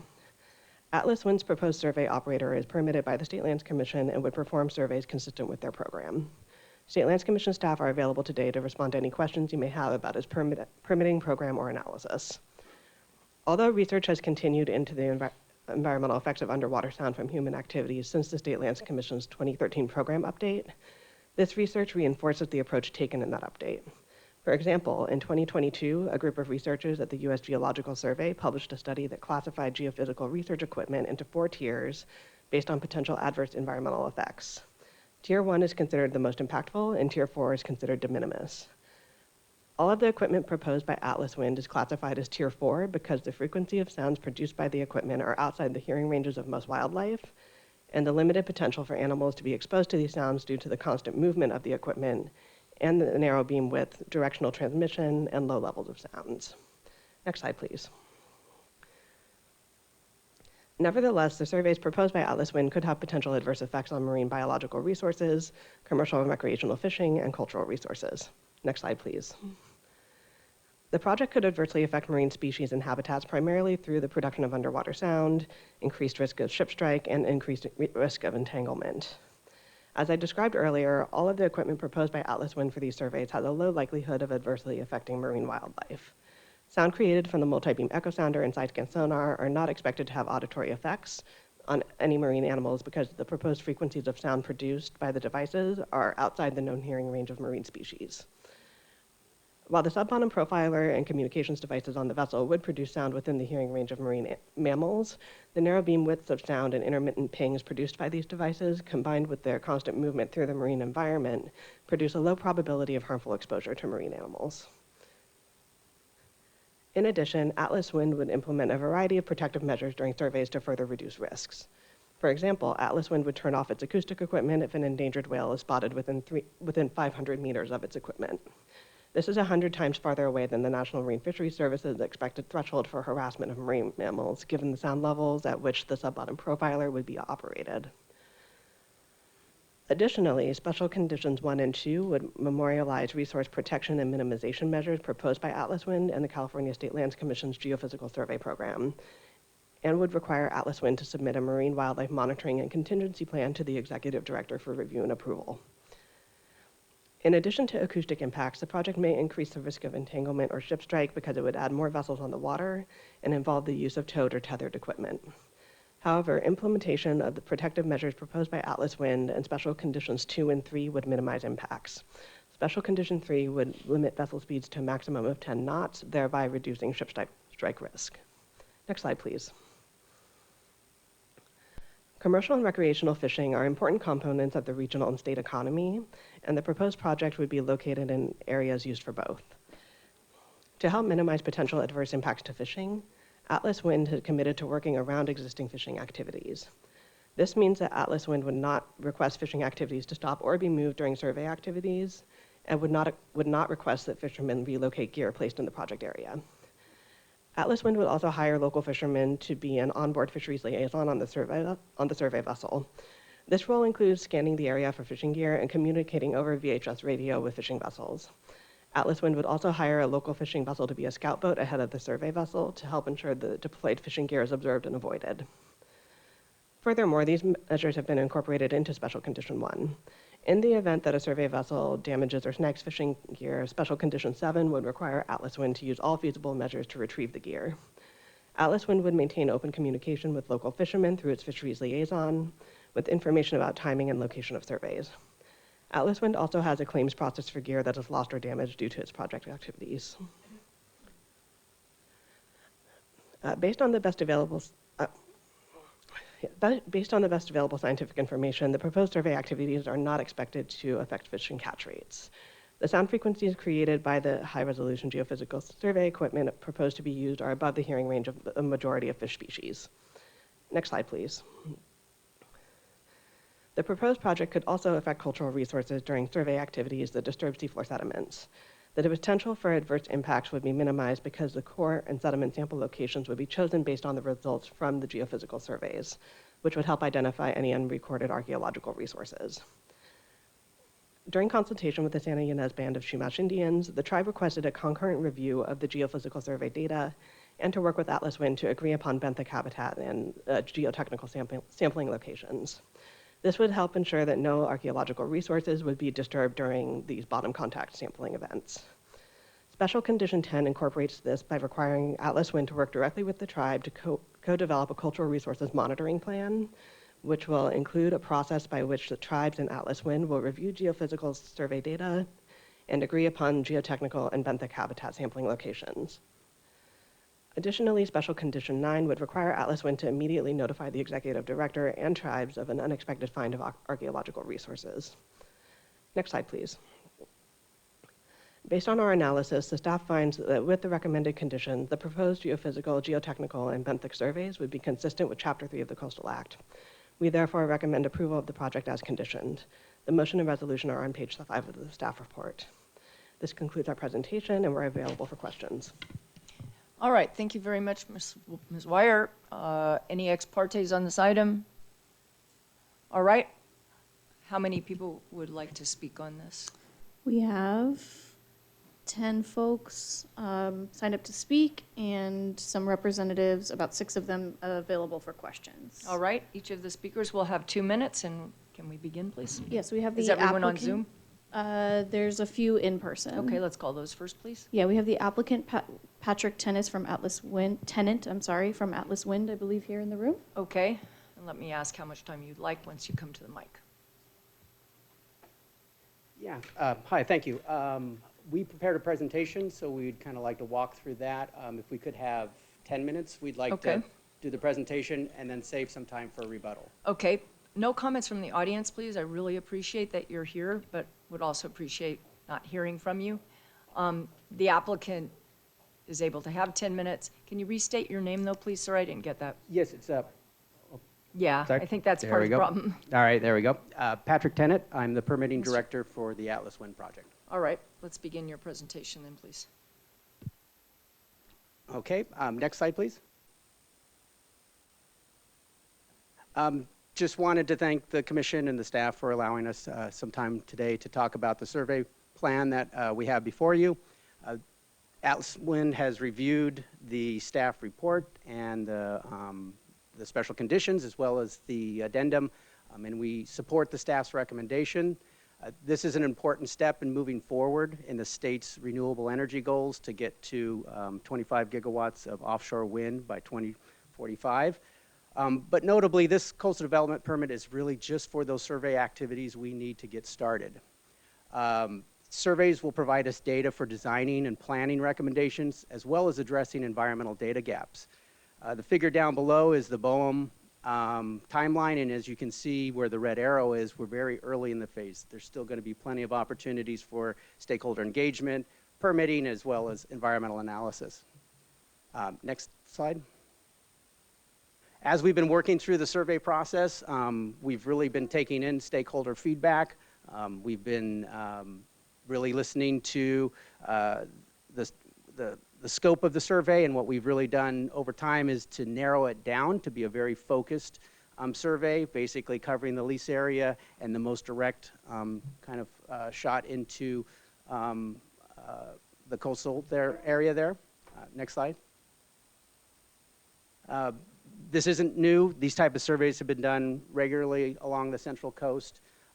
Typically, this type of survey doesn't come before the commission, as under the California State Lands Commission, it's typically given a de minimis for potential for impacts. But we did want to be proactive. That's why we're here. That's why we're asking for a coastal development permit. Next slide. And just a couple of specifics to kind of go beyond what Holly talked about. The high resolution geophysical surveys, these are going to be conducted first. It's going to take about 20 to 25 days to complete these surveys. After we get that data back, we analyze it. We'll be meeting with our stakeholder partners, our tribal nations, to discuss the data so that we can identify the next stage, which will be geotechnical surveys. And that's where we're actually going to take some subsurface samples for analysis. We've identified 2 vessels that we may be using. Just wanted a quick update. Holly did mention the Island Pride, which is our larger offshore vessel. That's finishing up its mission in the deeper waters, and so it's going to actually be demobilizing. So our workhorse and kind of primary vessel that we'll be using is the RV, the research vessel Taku, which is an image of it right here. This is a frequent visitor to Morro Bay, but it's a smaller vessel, about 30 feet. Wanted to make it clear, we are not doing surveys in the harbor, in the mouth of the harbor, or immediately offshore of the harbor. We're going to be focusing in the areas north of the harbor. And as we go through this process, we'll continue to engage with the tribes and public agencies. And as noted, we will have protected species observers as well as fishing reps that will help us provide live kind of updates to the community. That's it for my presentation. What I thought I could do is save the remaining time for rebuttal, if that's possible. Sure, that's great, Mr. Tennant. Thank you. Appreciate your presentation. All right, who do we have? We have an additional 9 people. Yes, we have a tribal representative from Chumash, Sam Cohen, in on Zoom, and then after that we have 9 members of the public. All right. Do we have anyone else here in the room? 3 people. All right. Why don't we hear from Mr. Cohen, and then we'll hear from folks in the room, and then go to Zoom. Yes, please. Sam Cohen, I see that your camera and audio is working if you want to begin. Thank you very much. I'm Sam Cohen, Government Affairs and Legal Officer for the Santa Ynez Band of Chumash Indians. We're the only federally recognized tribe of Chumash here in the Central Coast. We originally objected to offshore wind from the very beginning, that it was within the viewshed of Morro Rock, which is sacred to all 3 of the tribes in this region, the Salinans, the Chumash, and the unfederally recognized Chumash. The leases themselves were moved offshore 16 miles in an effort to avoid the viewshed. But this particular permit returns the cables to the Morro Rock viewshed and does not take into account submerged, sacred, and cultural sites due to sea level rise. Old Condition 9 was a standard discovery clause and relied on the vessel itself to identify human remains and cultural resources materials. And then when they returned from their voyage 3 months later, they would inform the tribes of the damage way beyond the ability of tribes to remedy that or to correct the process.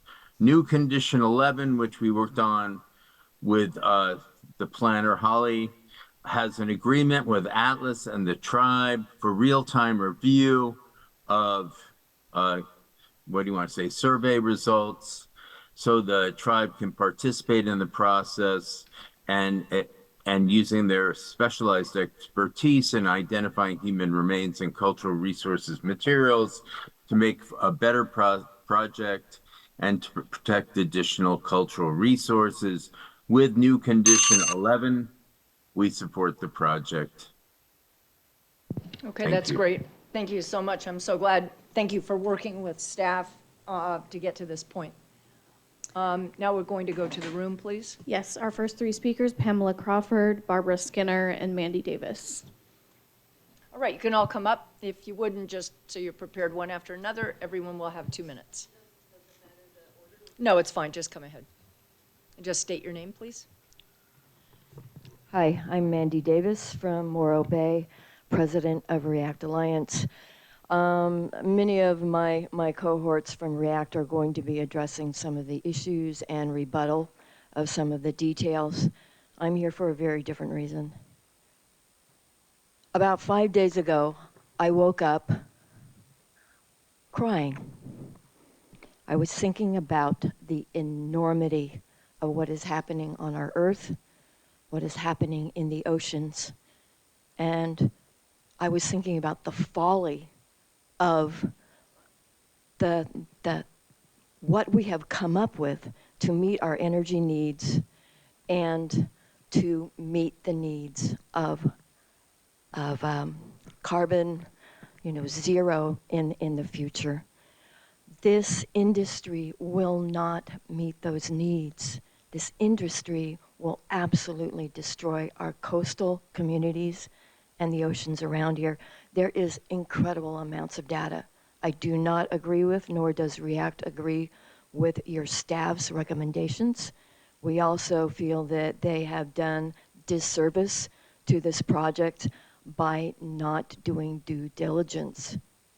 What I ask is that you do not do disservice to our Central Coast. This is a very, very important issue. I have been coming to these meetings for decades, and in my memory, there has not been a bigger issue to come before you. Do not do this disservice. Make sure that your staff goes back, that they do not have kinds of holes in their staff report that they have, that they listen to some of the more recent information that has come out. And I encourage you as commissioners to do your research, to find out what really is the case, and to not make your determinations based on inappropriate staff recommendations. Next is Pamela Crawford and Barbara Skinner, and then we'll move to the Zoom folks. Talk as fast as a chipmunk, maybe. Everybody counts or nobody counts. I'm speaking for the ratepayers and the e-grid, the electrical grid users who are at risk. There's an increased demand for electricity with AI, cryptocurrency, and the endless pushing everything online, cell phones, computers, doing away with regular phones and making everybody spend more and more money endlessly buying more and more devices. The geniuses in Silicon Valley have increasingly moved everything to digitalization without the slightest thought for the consequences to our environment or ourselves as people. Globalization and has allowed foreign countries and investors to sell the Senate and Congress a bill of goods in the name of alternative energy. They swarmed like flies as soon as they heard about the Inflation Reduction Act and green subsidies, both federal and state. Again, gifts from our taxpayers, us, the ones who pay your wages. Plus, they're turning the Coast Guard into handmaidens for foreign investors and BlackRock, so on. All of this technology does not produce even a fraction of the electricity that is needed for these constantly increasing demands for digitalization. The wind generates intermittently only 38% of the time. It's insufficient with the boondoggle vast amounts of money needed for these so-called surveys and studies and football-sized wind turbines, which disrupt shipping and fishing lines and industries. We cannot afford this. AB 525 and CCC 9A, consumers are expected to shoulder an unsupportable burden. I could go on, but my time is up. Yep, thank you very much. I don't think that last person gave their name, so I'm not sure who's next. It's either Barbara Skinner or Pamela Crawford. Could you return and just state your name? Thank you very much, so we have that for our records. Pamela Crawford. Okay, so Pamela next Crawford, is I think she did say that at the Barbara beginning. But Barbara Skinner. all right, Ms. Skinner. Good morning. My name is Barbara Skinner. I'd like to ask for 2 more minutes, please. I'll give you 2 minutes total. Total. Right. Thank you. I represent a group from Cape May, New Jersey called CAPE, Citizens Association for the Protection of the Environment. I'm also working with concerned citizens in Brooklyn, New York, and California's REACT Alliance. The foreign oil companies pleasantly disguised as heartfelt green offshore wind concerns, such as Ørsted, formerly Danish Oil and Natural Gas, Equinor, BP, Dutch Shell, Germany's Siemens Corporation, have all been busily conducting surveys with harmful radar and sonar and seismic blasting, jet plowing seabeds for cable installations, etc., and along the entire northeast coast. The proof is in the pudding. You can see the dead whales. It's been going on for years and years. NOAA gave permissions under their incidental harassment permits to allow 600,000 members of the marine life to be killed and or injured. This is collateral damage. The Navy is well aware of the damage from their radar and sonar as part of our national defense for the surveillance needed along both the Atlantic and the Pacific. Reports from the California Energy Commission show California uses at least 300,000 gigawatt hours of electricity. Does anybody here actually understand that this is part of an electricity program? It is not just about the marine life. This is part and parcel of NEPA, which commands cumulative impact, cumulative. You are giving permission to open the door for a very dangerous process. We've been witnessing it up and down the Northeast from Maine to North Carolina. You know, the cumulative impact, NEPA requires cumulative impact. This entire process has been so chopped up that we are failing to see the forest for the trees. California risks repeating the mistakes now occurring on the entire East Coast. The proof, the dead carcasses of the ocean's most majestic creatures continue to wash up daily. In the words of Dr. Seuss, I speak for the trees have no tongue. We are supposed to be that voice for the voiceless, for the marine life. I implore you, do not grant this permit to open the door for more degradation of our marine ecosystem. Thank you. Thank you. We're going to move to Zoom now, starting with Nicole Dorfman, followed by Andrea Luker, and then Sherry Hafer. Hello, can you hear me? Yes. Yes, hi there, Nicole Dorfman, REACT Alliance Director, and I urge you to pause the approval of this permit until the best practices for surveys and data collection is approved and adopted as required by SB 286. Why even bother to have requirements if they are not adhered to? The significant concerns of the commercial fishermen are well documented in the correspondence for this CDP and prove that matters related to surveying and fishing are far from resolved or mitigated by the current proposal. Furthermore, the cumulative impacts of ongoing surveying from numerous offshore wind companies must be considered and hopefully will be addressed in the final best practices document. Public trust in all levels of government are at an all-time low, and rushing past legal requirements for best practices will only serve to validate that distrust. According to the CEC Final Offshore Wind Energy Strategic Plan, Robust baseline data must be established in order to properly address marine impacts. But how can baseline data realistically be established if survey activity is already in progress? Baseline conditions will already have been affected by surveying that you will potentially permit today, and our ability to get a true understanding of impacts will be destroyed. Again, I urge you to pause approval of the CDP until the baseline studies are complete. It is clear from the volume of correspondence in opposition to the CDP that the large majority oppose the permit for numerous and well-argued reasons. While there are less than 15 pages in support, over 120 pages are dedicated to opposing the permit. Please do the right thing and pause issuance of this permit or risk doing permanent harm to the reputation and trust in the CCC, as well as significant and lasting damage to the marine environment and coastal communities who depend on you to protect our invaluable natural resources. Thank you. Thank you. Our last three speakers are Andrea Luker, followed by Sherry Hafer, and then Paul Gallo. Andrea? Great. Good morning. My name is Andrea Luker. I reside in San Luis Obispo County, and I am a member of the REACT Alliance. The slide that you're looking at, that I'm showing this morning, are actual photos of a portion of 70 citations, whales, dolphins, and porpoises that have stranded and died on the East Coast in the close proximity to offshore wind activities since the beginning of this year, January 2024. The slide shows 75 animals, including the two pictures on the right, which occurred this week. Some of the animals were dead when they got to the beach, and some had to be euthanized. In total, our East Coast brothers and sisters have documented 128 cetaceans in the last 6 months, including they're documenting the date, the location, the species, if possible, age, gender, and any notes. Keep in mind that there are other citations that have simply sunk and are not documented.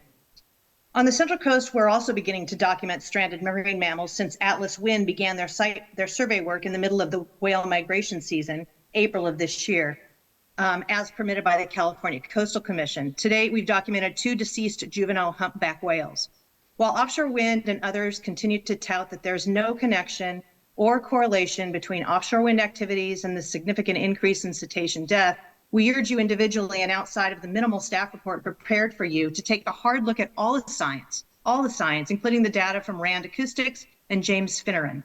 On the first day of your meeting this week, several of you, including Chair Hart, referred to last month's meeting in Morro Bay and expressed what a beautiful spot on the Central Coast it is, and Morro Bay area specifically.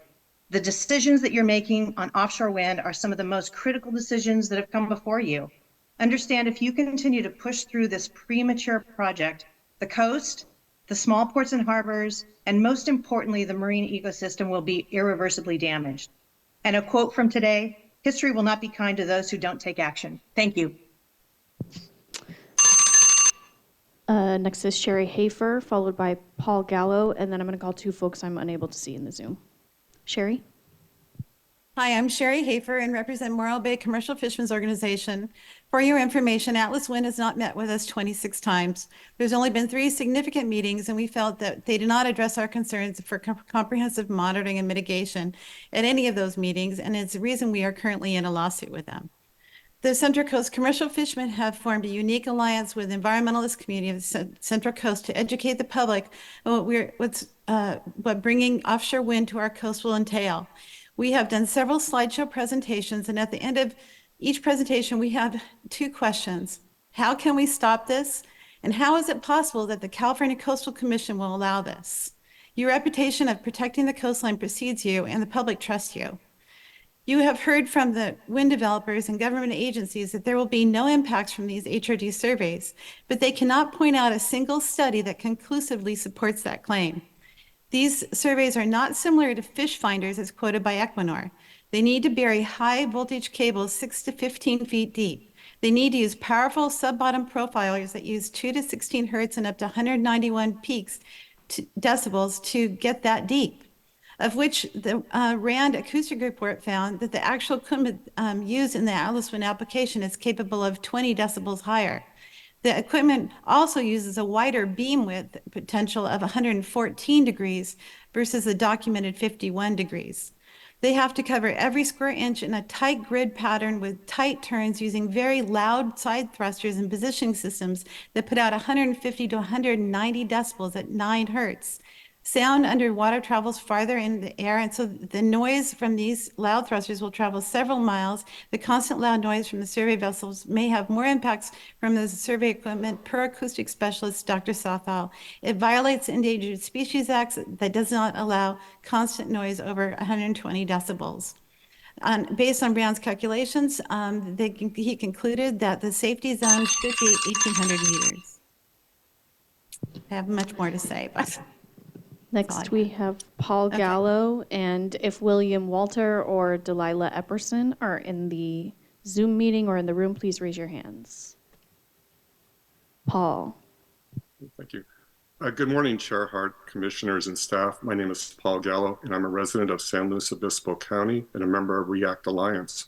I am concerned that the commission is prepared to approve a coastal development permit for Atlas Wind to conduct HRG surveying supporting the permit in the waters off our coast.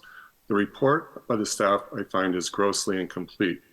The fact that this report is void of biological monitoring studies for this region is alarming. Furthermore, why is there not a request for a new review under CEQA? And why isn't independent acoustic monitoring being mandated should the permit be issued?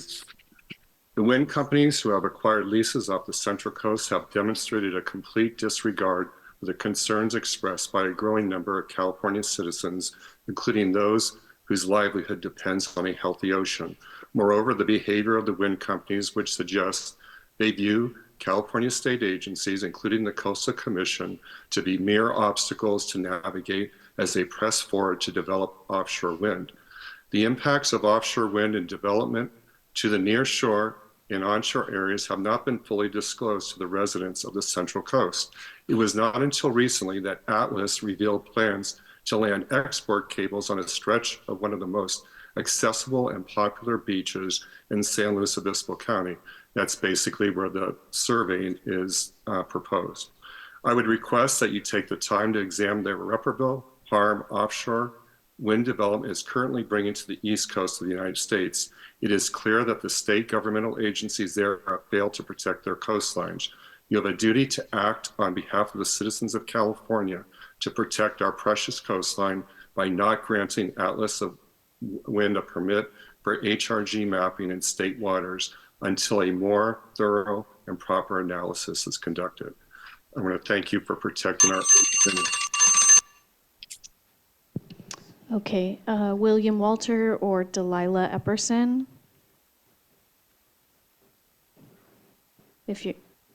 I see Nicole Dorfman seems to have raised their hand. Are either of those people with you, Nicole? I just was in contact with Delilah Epperson. She said the link that she received said when she tried to log on said it expired. So I just forwarded her the link that I received. I know she's trying to get on right now. Okay. Thank you. Thank you.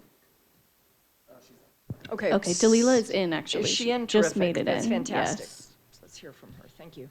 Okay, Delilah, you should be able to unmute. Thank you so much for your patience, and Nicole, thank you. My name is Delilah Epperson. I am running for state assembly, but Morro Bay, the floating wind turbines, the surveying that has been being approved over and over again has just been mind-boggling me. I can't understand why the information and the data that we already have accumulated from 2023 from the East Coast, from Europe, we are already seeing the damage and the inefficiency and unreliability of these floating wind turbines and wind turbines in general. So this is the part where I really want to make really clear to this board. The data is there. The information we already have accumulated. They are not only unreliable, undependable, especially in the ocean, getting damaged constantly. They need repair. But here's the thing, alongside all that. They don't work. They do not, the number one thing for why we are doing this, looking for green energy alternatives, is to lower the carbon footprint. Am I right? Yes, of course. This is the whole deal. They do not. Wind turbines do not lower our carbon footprint.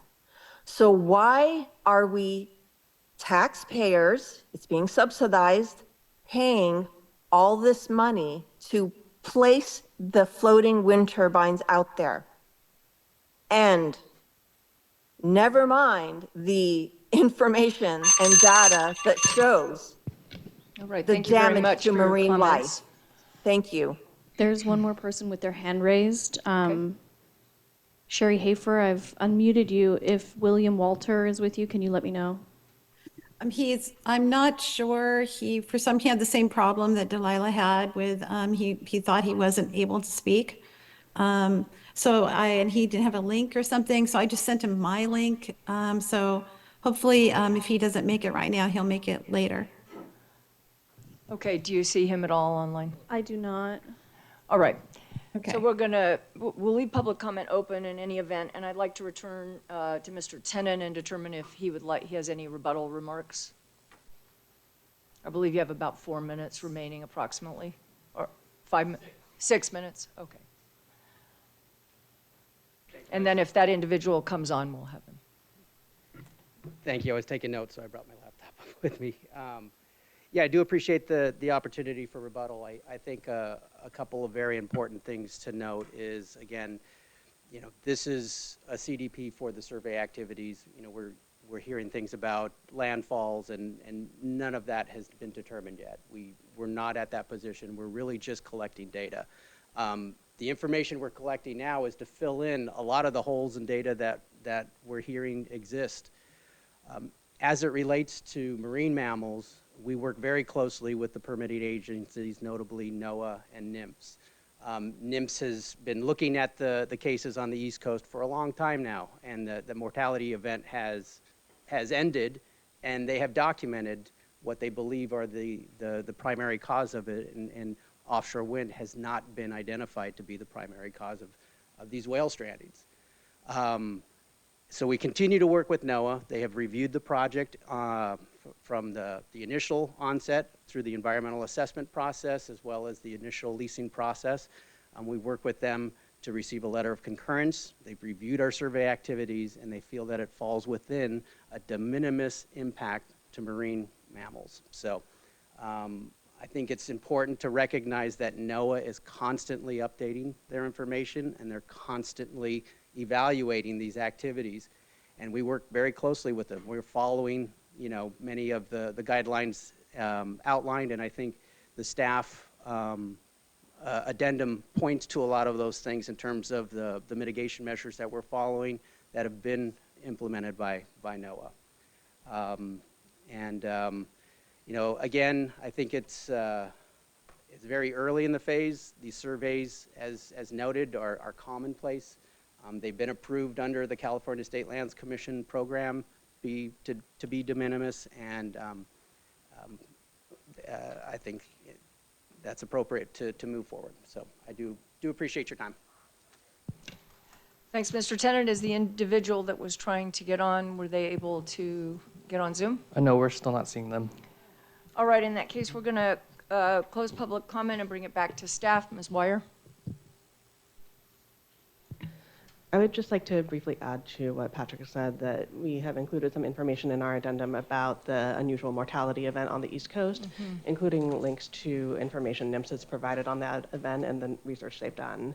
They perform necropsies on the whales that they find and have been looking into what is driving that unusual mortality event, and they have not found any scientific evidence that links that event to offshore wind activities. Okay, thank you. Does that conclude staff's response? Yes, it does. I'd like to request if Vale and Chris could try one more time. I really appreciate your help to get William Walter access. If maybe we could provide him with a phone number he could dial in instead? I will email him that info right now to the one he provided, william.s.walterpc@gmail.com right now. Perfect. Thank you very much. All right, well, do we need to hold, do you want to take a break? It sounds like you need to. I was going to, I was going to bring it back to the commission for all of our comments, because public comment's still open. So why don't we just take our break now? We'll come back, see whether this individual is available, conclude public comment, bring it back to the commission, starting with you, Commissioner Rice. Thank you, Chair. Okay, thank you very much.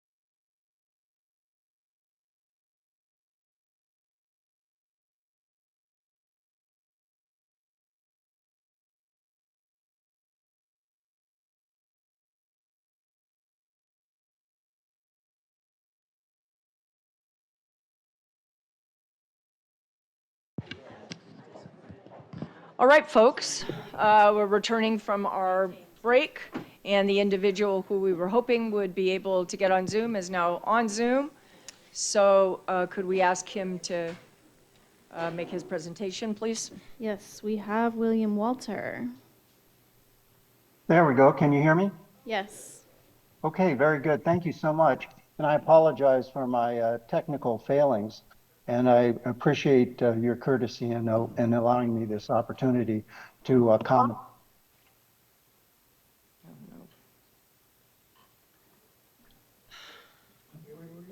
Are you still there? Yeah. Wait, you can continue. You broke off, so at the word comment. Yes, I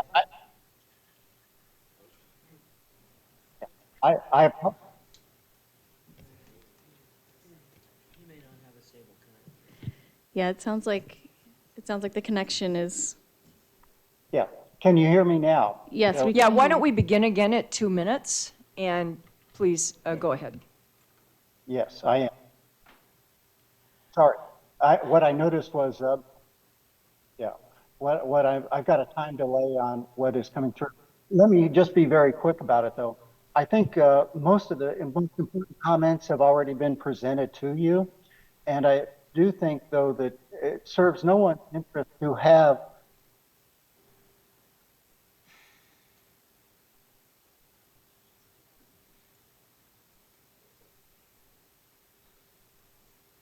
Sir, you're dropping off again. Chair Hart, I do want to note that we received several emails and written correspondence from Mr. Walters and have responded to those in the addendum. So we're aware of the concerns and comments he's raised and are still recommending that the Commission approve this coastal development permit application. And further responses to his points are included in the staff report addendum. All right, so Mr. Walter, unfortunately, we weren't able to hear you. You started and then you broke off. But as Mr. Tufel just said, we've received all of the information, letters, we have responded to those. And we're very grateful for all of the participation from the REACT group. And I don't believe there's any more public comment. Close public comment, bring it back to the commission. Commissioner Rice. I just wanted to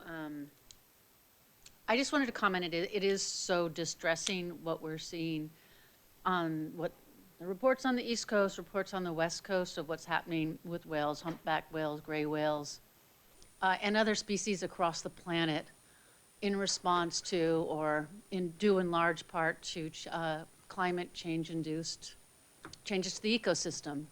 And that's what this whole wind issue is all about. It's about transitioning us to, as a society and as a species, to a different form of energy. And there is no silver bullet in terms of us finding the perfect fix. But I just there was a recent article about humpback whales coming into the San Francisco Bay, and it's been a change that's happening over in recent years, and trying to figure out exactly why, but they think it's possibly looking for additional sources of food because a lot of these whales are undernourished, and we don't have any wind off our coast. So anyway, it is so distressing what's happening to the animals we humans share this planet with, and this issue is about trying to turn things around. Anyway, thanks. Thanks, Commissioner. Commissioner Bochco? Yes, thank you. I want to align myself with Commissioner Rice in terms of my concerns about the ocean in particular and the whales specifically. I too am aware of many articles be written about the undernourishment. Again, they're not sure exactly why, but they do know it's the changes in climate and probably the heat of the ocean as as the planet's warming up.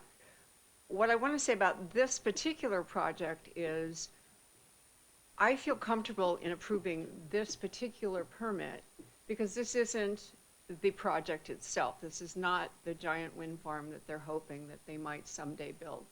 It is the way for them to do the work, the studies, to see if it's feasible. I think, I'm not an expert on the subject, but I do think there's a lot of problems that are happening in the other wind farms in Europe, in the East Coast, that are making it perhaps less feasible to do wind in any very large scale.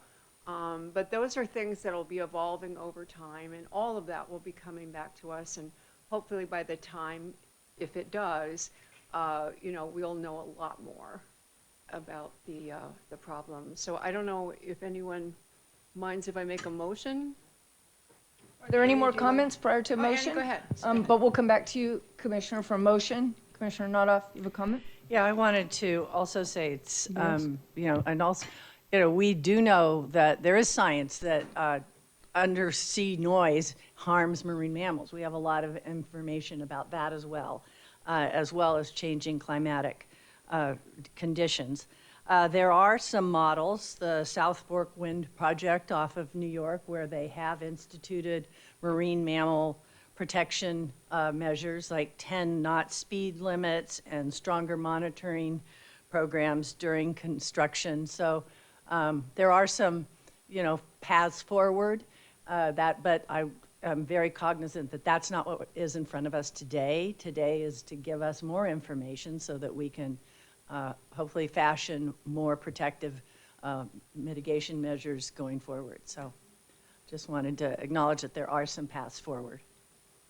Yeah, I would note that there are special conditions that include marine wildlife monitoring, avoidance and mitigation measures, and I know all of us have reviewed that and are familiar with that, but I just wanted to, for the public's note that these special conditions will be incorporated into the motion. All right, so seeing no other comments, I'll turn to Commissioner Bochco for motion. Thank you, Madam Chair. I move that the Commission approve Coastal Development Permit number 9240411 pursuant to the staff recommendation. I'm asking for a yes vote. We need a second? Second. All right, we have a motion, a second. I'll ask for a roll call vote, please, Ms. Miller.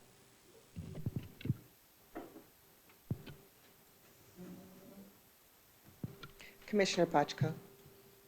Yes. Bochco, yes. Commissioner Striplin? No. Striplin, no. Commissioner Harmon? Yes. Harmon, yes. Commissioner Lowenberg? Yes. Lowenberg, yes. Commissioner Nodoff? Aye. Nodoff, yes. Commissioner Rice? Yes. Rice, yes. Commissioner Turnbull Sanders? Yes. Turnbull Sanders, yes. Commissioner Uranga? Aye.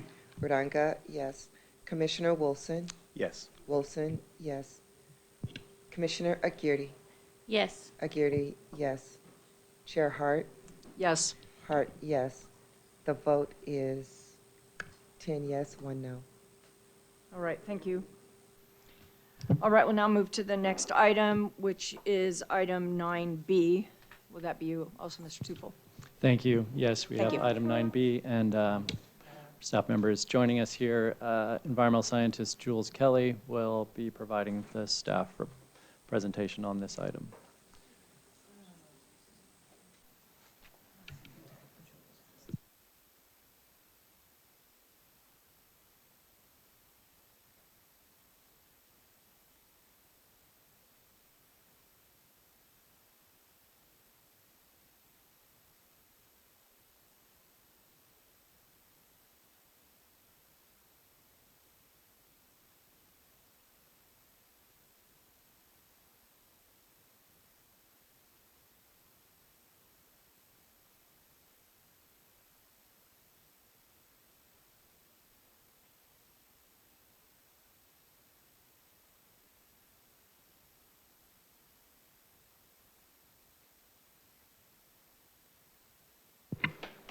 Good morning, Madam Chair and Commissioners. This is item 9B. An addendum to the staff report was prepared for this item and posted to the online agenda yesterday to respond to correspondence, including through revisions and additions to the cultural resource protection condition. We'd also like to make one additional change to Special Condition 2 to address a typo. The beginning of Special Condition 2A should read no more than 90 days instead of no less than 90 days. In this permit application, the Southern California Gas Company proposes to carry out mechanical integrity testing and/or plugging and abandonment of 2 natural gas monitoring wells, Delray 4 and Delray 9, that are located within the Ballona Wetlands Ecological Reserve. The project is required by the California Geologic Energy Management Division, or CalGEM, because the 2 wells in question are currently out of compliance with CalGEM regulations enacted to prevent leaks. Recent noise and temperature data indicates that both of these wells are in a compromised condition, and recently, CalGEM notified Commission staff that it had instructed the operator to immediately fill one of the wells with brine to isolate it until it could be properly tested and/or permanently plugged. SoCalGas is dually proposing testing and well plugging and abandonment in this application in order to have the flexibility to move forward with either approach, pending further investigation of on-the-ground conditions under the oversight of CalGEM. Next slide, please.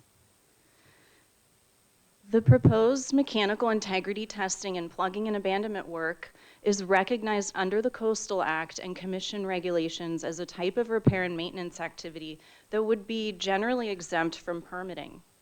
However, because the proposed method of the work at Delray 4 and 9 includes the use of heavy mechanized equipment in or within 50 feet of ESHA, it requires a coastal development permit. In considering an application for repair and maintenance, such as this one, the Commission evaluates whether the proposed method of repair and maintenance is consistent with the Chapter 3 policies of the Coastal Act and does not evaluate the conformity of the underlying use. Next slide, please. Plugging and abandoning Delray 4 or 9 would include bringing in a workover rig to remove the downhole piping and setting cement plugs to isolate the well from the underground natural gas storage zone. Following abandonment work, a backhoe with breaker, flatbed trailer, and other equipment would be used to remove the concrete cellar material, exposed piping, and rig anchors shown here on the left. Similar heavy equipment would be used to complete testing and repair work. And the total time needed to test and repair or test and abandon either well would be approximately 20 weeks. Next slide, please. The proposed work areas at Delray 4 and 9 would occur in or within 50 feet of wetlands within the Ballona Wetlands Ecological Reserve that were characterized as dominated by pickleweed. The Commission has previously found these types of pickleweed-dominated wetlands to be ESHA due to their ability to support the state endangered Belding savanna sparrow.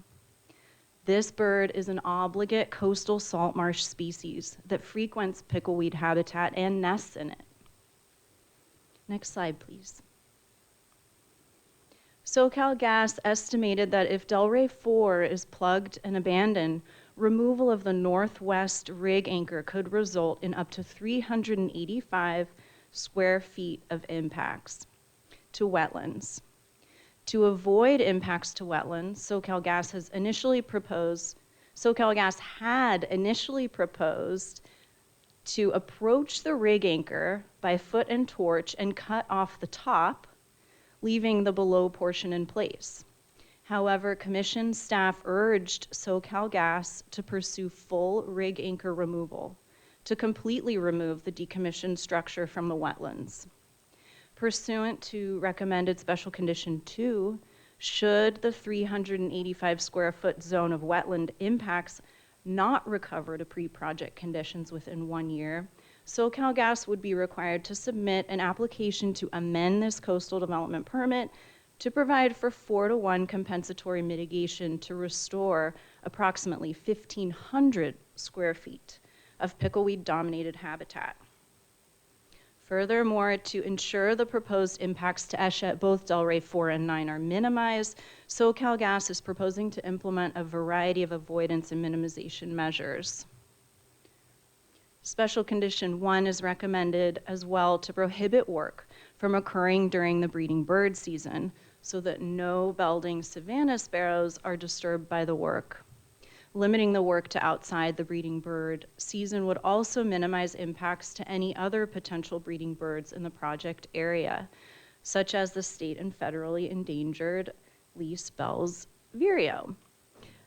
Special Condition 4 is also recommended to require SoCalGas to adhere to its spill prevention and response plan to protect water quality and to provide for effective cleanup in the event of a hazardous material release. Finally, SoCalGas has proposed to install sound walls along the perimeter of the work area to limit noise and dust impacts on the surrounding environment. Next slide, please. In addition to potential impacts to ESHA, the proposed project also has the potential to result in adverse impacts to tribal cultural resources. As described by Chief Anthony Morales of the Gabrielino San Gabriel Band of Mission Indians, the Ballona wetlands are a remnant of what was once an expansive coastal estuary and diverse wetland ecosystem that are the ancestral homelands of the Gabrielino Tongva people. Comments received from Chief Morales following publication of the staff report raised concerns about the need for additional coordination with tribes if this project proceeds. To address these comments, Special Condition 5 has been modified to ensure SoCalGas will coordinate in good faith to address the tribe's concerns prior to construction. SoCalGas would be required to develop a plan for protection of tribal cultural resources in consultation with the Gabrielino San Gabriel Band of Mission Indians and the Gabrielino Tongva Indians of California. And SoCalGas would compensate for tribal monitors. I would also like to note that staff received 4 other letters and emails in opposition to the project from other groups. These letters are included in the posted correspondence file and have been addressed in the addendum as well. The commenters argue that the proposed project and the Commission's review of it is barred by a court decision decertifying CDFW's final environmental impact report for the Ballona Wetlands Restoration Project. To briefly reiterate staff's responses to those comments, the project before you today is separate from CDFW's proposed Ballona Wetlands Restoration Project, and the Coastal Commission is not subject to the court's ruling in that case. The project proposed here is necessary for safety and compliance with CalGEM requirements. This is the case irrespective of what occurs with CDFW's proposed project or with any potential new monitoring wells that SoCalGas may seek to construct in the future. Thus, there is no reason the Commission cannot review SoCalGas's project. Next slide, please. In conclusion, Commission staff recommend that the Commission find that with the proposed special conditions and avoidance and minimization measures, the project would comply with the Chapter 3 policies of the Coastal Act. The motion and resolution are on page 5 of the staff report. Staff are available for questions along with leadership from CalGEM, Jeanette Hand and Pete Beskus. And Pete Beskus, the Southern District Deputy, wishes to speak to the condition of the subject wells and objectives of the project. Thank you. That concludes staff's presentation. Thank you so much, Ms. Kelly. Did you say he wishes to speak? He's signed up to speak. Signed up under to public speak as comment. part of public comment. Exactly. All right. Thank you very much. Are there any ex partes on this? All right, I'm gonna open public comment, ask how many speakers there are. We have 16, including Mr. Beskus. Okay. I'm just getting concerned about time. So what I'd like to do is restrict speakers to 1 minute unless it is an expert. Is it Mr. Beskus? We'll have 2 minutes. Why don't, can we begin with him and then we'll proceed with the speakers with 1 minute per speaker. He's in as a panelist. Great, thank you. Hello, everyone. My name is Pete Beskus. I am the District Deputy with California Geologic Energy Management Division's Southern District. We are the division responsible for overseeing the safe operation of underground gas storage facilities. This work requested by SoCalGas is necessary to support the safe operation of the Playa del Rey gas storage facility and to meet mechanical integrity requirements. Del Rey 4 and Del Rey 9, the wells in question, are not in compliance with our California Code of Regulations, Chapter 4, Section 1726.6A, and require mechanical integrity testing or abandonment to come into compliance with these regulations. These regulations were implemented after the Aliso Canyon gas storage incident to ensure that the casing condition of each well is understood and potential integrity issues are addressed. Without the required testing, aspects of the secondary well barrier are unknown and therefore pose an unknown risk. Testing and safe abandonment of these wells ensures regulatory compliance, supports safe operations, and increases our understanding of the condition of the wells in the operation at the Playa del Rey field. Thank you. All right, great. Next speaker, please. Yes, we have Anthony Klecha from SoCalGas, and then we'll move to members of the public on Zoom. Hi, my name is Anthony Klecha with SoCalGas. I work in the Environmental Services Department. SoCalGas is grateful for staff for their cooperation and collaboration in preparing this item to bring to the Commission. We'd like to raise one issue concerning staff's amendment that was received last night. It appears that the amended recommendation would require SoCalGas to allow multiple tribal entities to present or to be present on site at the same time during project activities. This is regarding Special Condition 5A. Sorry, I should have said that. This presents a significant safety concern for us, given the confined and enclosed work areas and the operation of heavy equipment within these areas. This confinement limits the space for our biological monitor, our cultural resource, our archaeological monitor, multiple tribal monitors, and then our workers to. Okay, our next 3 speakers are Jane Velez Mitchell, Chris Koo, and Catherine Pease. They're being moved in currently. Jane, you should be in as a panelist now. Yes, can you hear me? Yes. Okay, I'd like to officially object to the 1-minute limitation. It's unfair, and we're going to look at what we can do about that. It's just wildly unfair. Here's a list of the wildlife found adjacent to the 2 wells SoCalGas wants to do construction work on. Side blotched lizard, brown pelican, double-crested cormorant, great blue heron, Anis strepera gladwell, Canada goose, vociferous killdeer, black-nested stilt, spotted sandpiper, western gull, Caspian tern, mourning dove, cliff swallow, barn swallow, northern rough-winged swallow, bicolor tree swallow, melodious song swallow, house finch, striped skunk. A judge invalidated the Scam Bayona restoration project for good reason. The Army Corps of Engineers won't give it its stamp of approval for good reason. Please put the brakes on the gas company, both in its piecemeal destruction as well as their big greenwashing restoration scam in conjunction with the California Department of Fish and Wildlife. The gas company is the real invasive species here. Stop them and let us speak. Next is Chris Koo, followed by Catherine Pease, and then Marcia Hanscom. Hi. Basically, you cannot approve this if there's a less environmentally damaging alternative. We, the public, want to know what the alternatives are. You have not explored nor circulated any alternatives with the public or other agencies. This is why we have CEQA, California Environmental Quality Act, to ensure decision makers are fully informed. Please remember that when CDFW allowed drilling at the wetlands for more than a decade, clearly damaging the land, this commission had to stop it.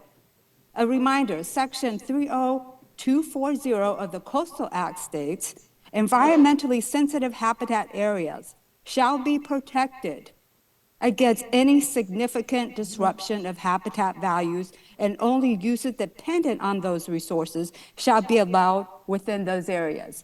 So we've already mentioned that this has got a Superior Court judge who threw out this matter an injunction on Bayona. Next is Catherine Pease, followed by Marcia Hanscom, and then Robert Roy Vandehoek. Catherine?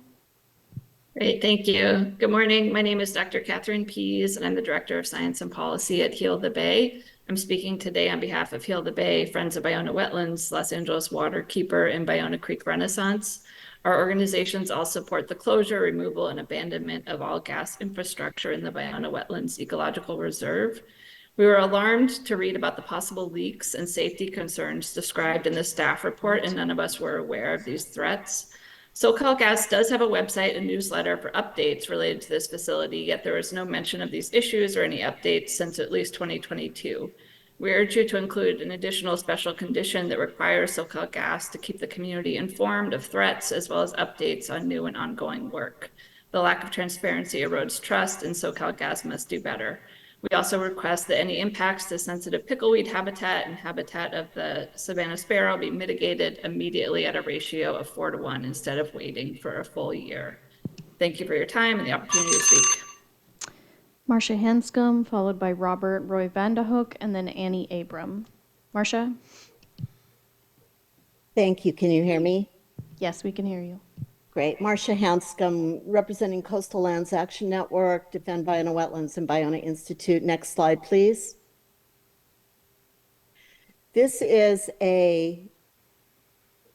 not a, excuse me, but I can't see the slides because you have the timer in front of it. Can you go back to 50 seconds, please, and let me see the slide so I can know what to say? Thank you very much. Can you go back to 50 seconds, please?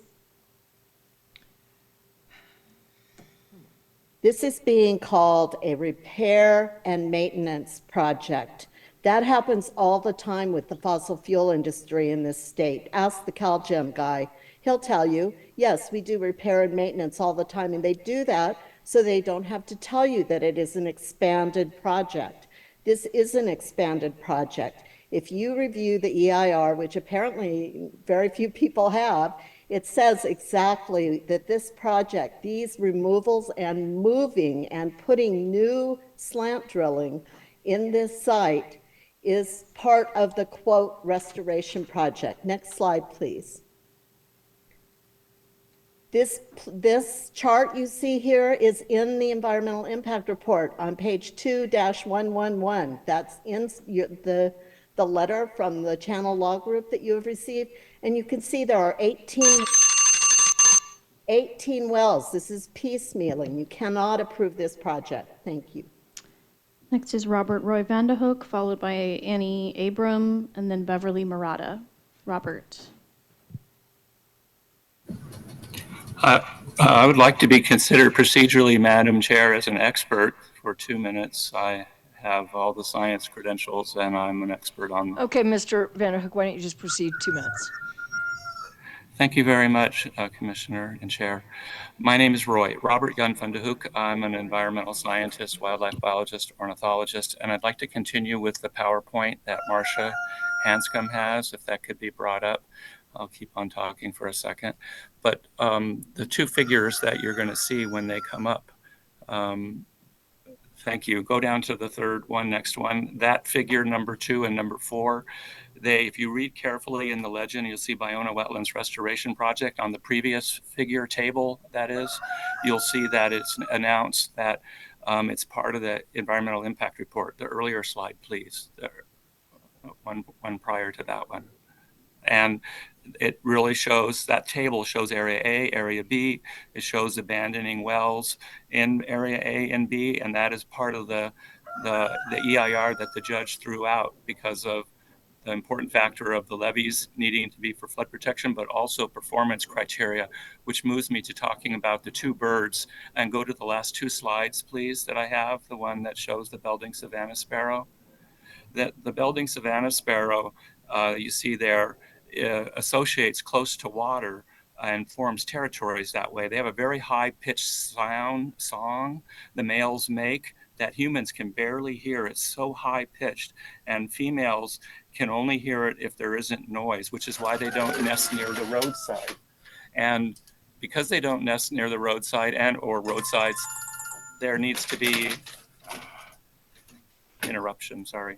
There needs to be, they perch actually and sing from the well site materials and the cement platform. So it's even with less than 50 feet, it's at 0 feet. They're like right on that, forming their territories. The wildlife, the roads that go to the well sites need to be preserved because they are wildlife corridors. And that's another reason the judge threw out under performance criteria the state of California. I believe that the Department of Fish and Wildlife that you're paying deference to, and the gas company and CalGEM, are not aware of all the information. The lease bills very I talked about, but I'm out of. Thank you. Next is Annie Abram, followed by Beverly Murata, and then Suzanne Cumming. Annie, you should be able to unmute.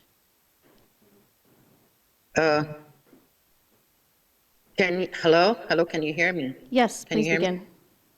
Okay, so yeah, I urge you to please do deny this permit. The approval of this is defiance of the court order and injunction, and we'll be approving destruction to the environmental sensitive habitat area where thousands and thousands of families of the wildlife who are the ecosystem healers will be destroyed.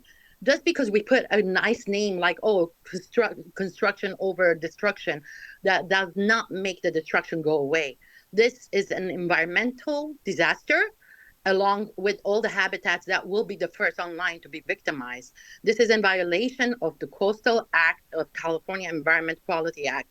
And also, by the way, Heal the Bay and Friends of Ballona, I'd like to say they've taken money and they became friends of this destruction because money talks, I guess, but it will never bring our environment and all the lives that are being destroyed. We do not need another mission, Aliso Viejo. We do not need that. We need to shut down. Gas company out. Next is Beverly Murata, followed by Suzanne Cumming, and then Leslie Purcell. Beverly. Yes, Beverly Murata from Los Angeles County, and I'm very concerned and oppose this proposition. Initially there were 4,000 acres of wetland when it was owned by the Spanish, and now it's down to 640. There's been a great decrease of wetlands throughout the U.S. Currently, Ballona is home to 1,700 animals and plants, 700 endangered species, and this area provides stopover and habitat breeding for animals, for birds. So it's illegal, and already the gas company has been doing construction, and currently the Ballona wetlands is in a very fragile balance, and we need not to disturb it and can cause more damage. Thank you. Next is Suzanne Cumming, followed by Leslie Purcell, and then Lydia Ponce. Suzanne? Hello, my name is Suzanne Cumming. I'm a lawyer and member of Defend Bayona Wetlands. As you know, there's a Superior Court injunction in place here. Please deny the permit or request just postpone it because there are other less damaging alternatives for you to consider. It makes sense that the California Department of Fish and Wildlife has to provide approval for this, yet elsewhere, the staff report says this is a Southern California gas project on their land. If CDFW has to provide approval because of the impacts, then the court injunction must apply. It just makes sense. The work that's done on these wells has a larger impact. There are less damaging alternatives for you to consider. You know, they could tap the well without removing the cement platforms, which is, thanks so much. Next, we have Leslie Purcell, followed by Lydia Ponce, and then Michael Fujimori.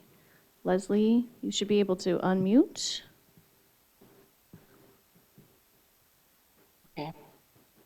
Thank you. I'm Leslie Purcell. Been involved for quite a while, off and on, over years with the Bayona wetland. First of all, safety is very important. The gas company stores gas at high pressures under the wetlands. Ultimately, we would like to see the gas company out of the Bayona wetlands area. And if this is a small part in that direction, that would be wonderful. The tribal concerns are very important. And we know that there have been burials and cultural sacred sites in the vicinity. So that is very important to address. Protect the habitat, and there are many birds that use this area. So we appreciate any conditions and oversight that will protect the birds. I believe ultimately we'd like to have that whole area returned to restoration and the public's oversight. Thank you. Okay, we have 5 more speakers, starting with Lydia Ponce, followed by Michael Fujimori, and then Patty Glick. Lydia. Yes, Lydia Ponce, Venice, California. Chief Anthony Morales said no. So what part of your colonial settler yes is in the chief's no? He said no. Is this a perfunctory process, the tribal consultation, a check the box process, or do you not honor and respect Chief Anthony's no? Don't dangle jobs on a stick to entice indigenous people. We know that the most likely descendant is protocol to oversee and overview these diggings and these removal and disrespect and desecration. Bayona is a sacred land. So no is no. Deny the application. So what happened to removing SoCal gas? What happened removing SoCal gas from Bayona wetlands? Oh yeah, green hydrogen. That's why this is happening. Let's get real and let's get honest. We're wasting time, we're wasting money, we're wasting energy, and the sacred of the lands, indigenous lands stolen, is incredibly heightened here. Telling people you can't go on the land to even do an MLD, get out of here. And by the way, indigenous people are experts. We deserve all the time we need. Michael Fujimori, followed by Patty Glick, and then Patricia McPherson. Michael? Thank you. Yeah, thank you. Good morning. I'm asking that the Coastal Commission staff deny the permit proposed by SoCal Gas to expand their underground fossil fuel gas wells because it is in direct defiance of the court order and injunction and will be destroying environmentally sensitive wildlife habitat areas and the wetlands. It's also in violation of the Coastal Act and California Environmental Quality Act. This is a potentially environmental disaster that could easily adversely affect the nearby community and destroy the wildlife in the Bayona wetlands.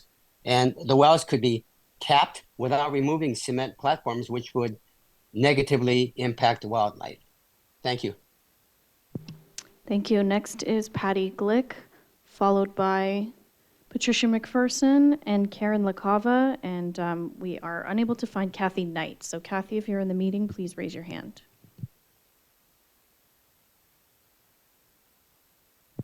Patty Glick, you should be able to unmute. Thank you. I oppose this application. If these wells are currently leaking, they will be leaking again, even after sealing. There's no way that SoCal Gas can stop methane from escaping through crevices. Even their own internal memos admit to the loss of approximately 50% of fossil gas to the atmosphere. No amount of Band-Aids and bubble wrap will prevent leaking nor make the wells safe, especially in light of the nearby earthquake faults, which could damage several wells at once during a major seismic event. Los Angeles City and County have voted to support the closure of the Playa del Rey and the Aliso Canyon facilities because of this harm. Please don't allow SoCal Gas to do any work that may harm the wetlands. Thank you for allowing me to give comment. Thank you. Patricia McPherson, I see that you're on a phone. You can unmute by dialing *9. You should be able to do so. Can you hear me? Yes, go ahead. Hi, and the Coastal Commissioners can hear me? Yes. Thank you very much. This is Patricia McPherson, Grassroots Coalition. First of all, the mischaracterization of the site. I have sent in documentation regarding the gas issues and the site with federally endangered snowy plover as well as state endangered least terns right on the salt pans. These are not unvegetated mud flats that are there. But to get to SoCal Gas's need to fix these wells, I would agree that they obviously need to be fixed, but not to be abandoned. Any abandonment will cause replacement wells that SoCal Gas intends to put too close to people's homes, which is contrary to current law. The other thing is we don't know what's going on with these wells. What exactly is emanating from these wells that we have documentation of SoCal Gas leakage, of reservoir gas leakage? There is a duty of the Coastal Commission to find out what's going on with these wells. Jesus. Thank you. Karen LaCava, and I do see a hand raised for Kathy Knight, so we'll try them after Karen. Karen, you should be able to unmute. Please begin. Okay, can you hear me? Yes. Okay, great. So first of all, I am against this proposal. And just for the record, the gas company has given money to both Heal the Bay and Friends of the Biona Wetlands, okay? I agree with the group Defend the Biona Wetlands. Do not approve this. Defend the Biona Wetlands has proposed a soft alternative. The gas company cut down branches and trees where birds nest before they had permits. I saw that personally, okay? So you cannot trust the SoCal Gas Company. They want to ultimately bulldoze all of the wetlands for their phony restoration. And not only that, but the CDFW has no authority to allow the SoCal Gas to utilize land that it does not own or have easement rights over, to destroy habitats as part of their abandonment and relocation activity. CDFW has undertaken no environmental analysis and is specifically enjoined from allowing other persons from engaging in ground disturbing activities described in the ER. There is definitely, it's not just a saltwater wetland, freshwater wetland. And thank you very much. Thank you. Jane Velez Mitchell, I see that your hand is raised. Is Kathy Knight with you? No, Kathy Knight is not with me. I just want to say that we've all waited many hours from not. It's okay. You could allow her to speak, please. Okay, go ahead. Sorry, Jane, go ahead. Yeah, I mean, I just want to say that we've all waited many hours to speak and patiently sat through many of the other hearings, and then to be reduced to 1 minute is patently unfair, and it feels like we're being silenced. We have a legitimate right to speak. The lawsuit that was filed actually validates our position because the judge invalidated the environmental impact report. And basically what we're saying is all this work falls within the EIR that he invalidated, and therefore it should not be allowed to continue. And we know that SoCal Gas also violated the judge's ruling because they're doing work right there. As Karen LaCava mentioned, we all went over and saw it. We saw this big construction work and we're like, hey, wait a second. The judge invalidated the environmental impact report that covers all of this area and all of this work. Why are they doing this work? People have to stand up to the gas company or they're going to just destroy LA's last coastal wetlands. We are in the midst of the sixth mass extinction. That's not saying it. Sir David Attenborough is saying it. Please, please, we're in a crisis. Somebody has got to put the brakes on this company. Go ahead. Thank you. All right, are there any other speakers? There's one more hand raised, which, I mean, we have Kathy Knight still unable to find. So Christina, if Kathy Knight is with you, please let us know.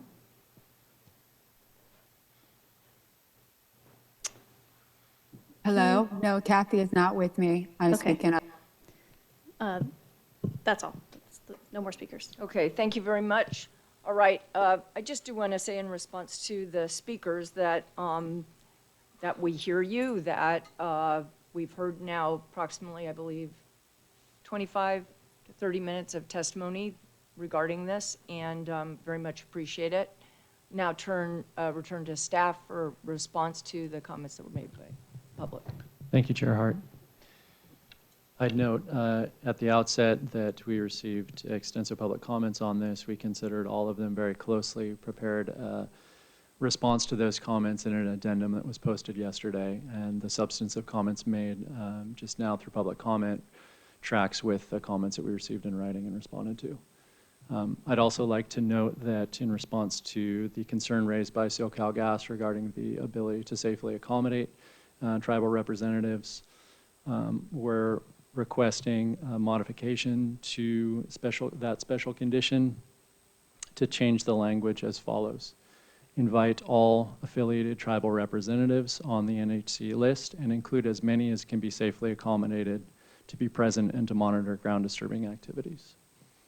And that's a change to special condition, 5B.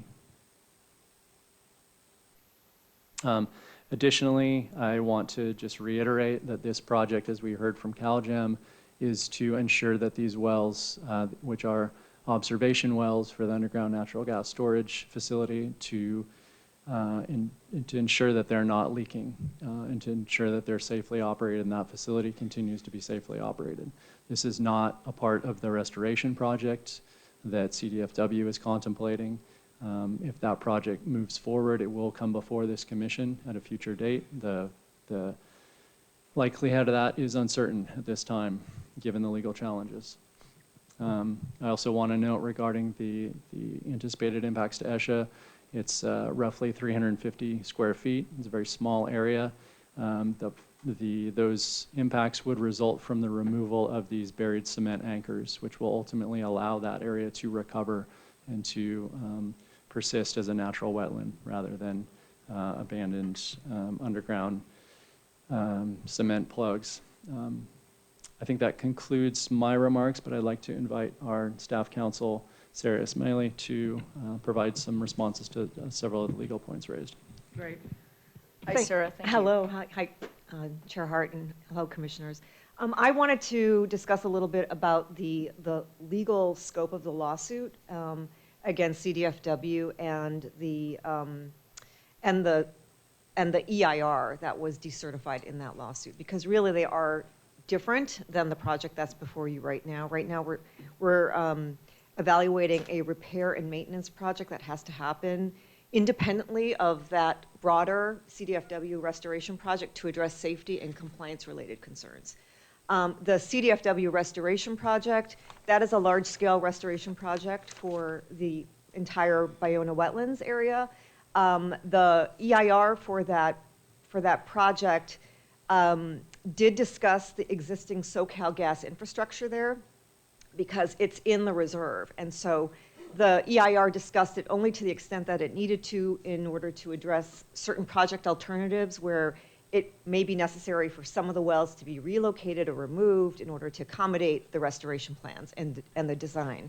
But that is separate from what's before us today. And the lawsuit that was filed against CDFW challenged that EIR. The court found that EIR was invalid and decertified the EIR. The commission was not a party to that lawsuit. SoCalGas was not a party to that lawsuit. And that lawsuit does not have any bearing on this particular repair and maintenance project. Thank you. Thank you so much, Sarah. That's very helpful. Any more staff comments? Yes, Mr. Ducal? Yeah, thank you. I just wanted to note that I've shared that language with SoCalGas, and they're supportive of that change as addressing their concerns regarding the change to the special condition. And I'll also note that that special condition, as discussed in the addendum, was modified and expanded in scope in response to Chief Morales' concerns that he provided us in his correspondence. Okay, thank you. Does that complete staff response? All right, turn to the commission for any comments. All right, I have a couple comments, if I could, if you were going to make a motion. I mean, I just wanted to say how much I appreciate what I consider to be the guardians of Baiona. I appreciate your comments, I appreciate your activities and your love for this incredibly special place. However, the situation we're dealing with today, based on the staff report, is that, for example, on June 17th, CalGEM notified commission staff that, let me just find where I was looking, that indications of a gas leak at Delray 9 escalated, and on June 17th, CalGEM notified commission staff that it had directed SoCalGas to fill the Delray 9 well to prevent possible leaks because of a concern that it already is leaking. I mean, this is an urgent situation. It's a dangerous situation for the wetland that you care so much about, that we care so much about. And I just think that it, based on that, it's just a critically important project. So those are my feelings about it. Look to the commissioners for a motion.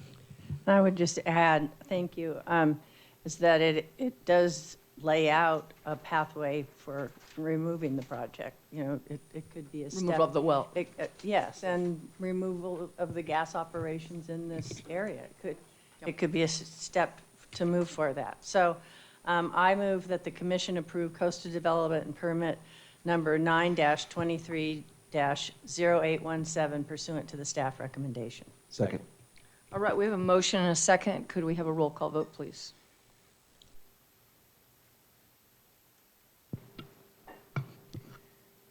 Commissioner Striplin? Yes. Striplin, yes. Commissioner Harmon? Yes. Harmon, yes. Commissioner Lowenberg? Yes. Lowenberg, yes. Commissioner Nuttall? Aye. Nuttall, yes. Commissioner Rice? Yes. Rice, yes. Commissioner Uranga? Aye. Uranga, yes. Commissioner Wilson? Yep. Wilson, yes. Commissioner Aguirre? Yes. Aguirre, yes. Commissioner Bochco? Yes. Bochco, yes. Chair Hart? Yes. Hart, yes. The vote is unanimous. Okay, thank you very much, Ms. Miller. All right, we're now going to turn to the Deputy Director's report for South Central Coast, item 11. Hey, good afternoon, Chair Hart and Commissioners. Yep, there he is. Hi, Mr. Hudson. Afternoon. Item 11 is the Deputy Director's report for the South Central Coast District, which includes 1 waiver, 2 immaterial permit amendments, 3 immaterial permit extensions, and 1 certification review. In addition, the certification review being reported today is for an LCP amendment by the City of Ventura to add procedural and permit streamlining measures. That amendment was approved by the Commission at our February meeting this year, and the Executive Director has determined that the local government's subsequent action, accepting all of the Commission's suggested modifications pursuant to a resolution, is legally adequate, and that this amendment will become certified upon being reported to the Commission. This matter is being reported today pursuant to our regulations and does not require any additional action or concurrence by the Commission. We're not aware of any opposition to any of the other items being reported today, and we are asking whether 3 or more commissioners object to any of those items for which action is needed today in the Deputy Director's report. I am available for questions. All right, thanks, Mr. Hudson. Any speakers? Just one available for questions. All right, do 3 or more commissioners object to an item on the Deputy Director's report? All right, seeing no objection, the commission concurs. Items 12A and B have been moved to consent, as has item 13.5. However, we have item 13, South Coast District DDR. Thank you. And item 13 is the Deputy Director's report for the South Coast District, which this month includes 4 permit waivers and 1 emergency waiver. In addition, the report also includes a memorandum responding to objections received to two separate but related immaterial permit extensions that were reported last month.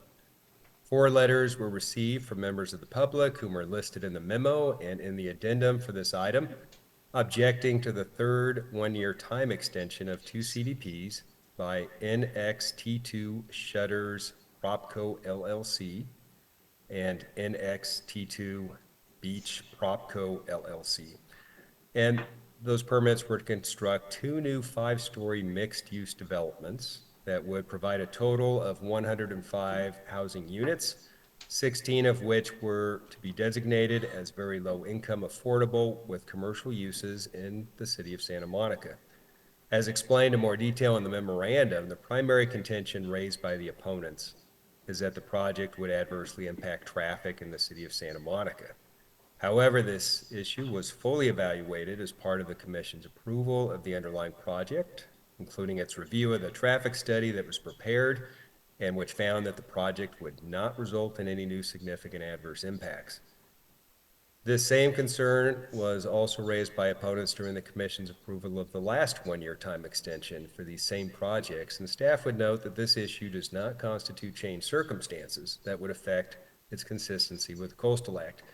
Some of the letters also assert that the Commission's noticing of the one-year time extension was inadequate and that the project should not be allowed to be decoupled or considered as separate projects. Now, as discussed in the memo, these time extensions were noticed in compliance with the Commission's regulations. In regard to the claim that the project should not be decoupled, staff would note that this time extension has no effect relevant to this issue, and that such an issue does not constitute changed circumstances.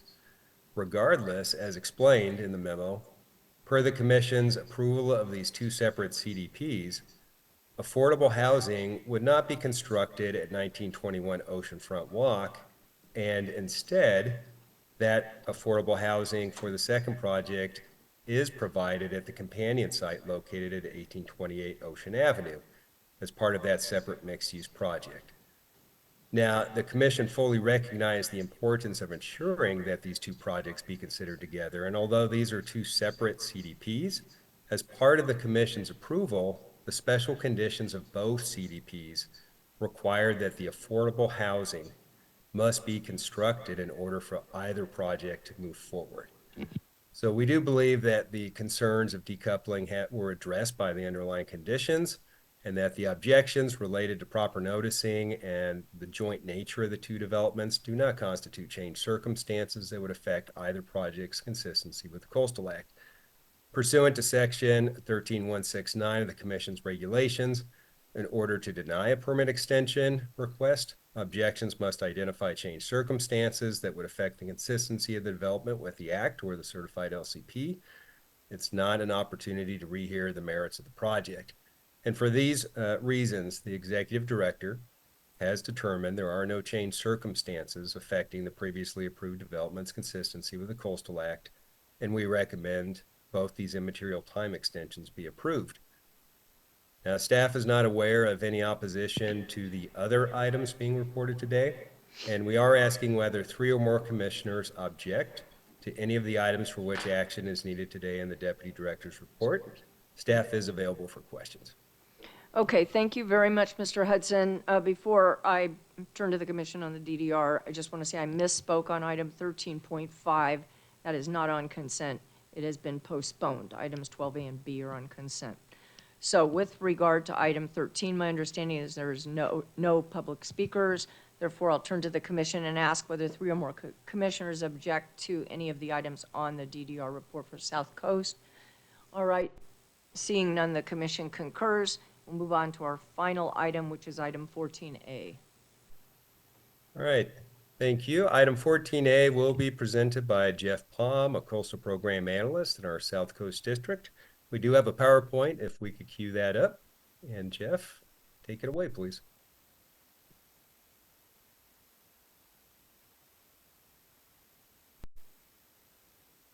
All right, good afternoon, Commissioners. Item 14A is the hearing for a coastal development permit for the remodel of, and addition to, an existing 2,196 square foot, 3-story single-family residence, resulting in a 3,155 square foot 4-story single-family residence with an attached accessory dwelling unit, or ADU, proposing no change to parking and after-the-fact approval for the replacement of a backyard deck. Next slide, please.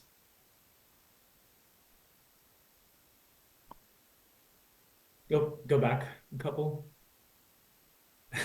There we go.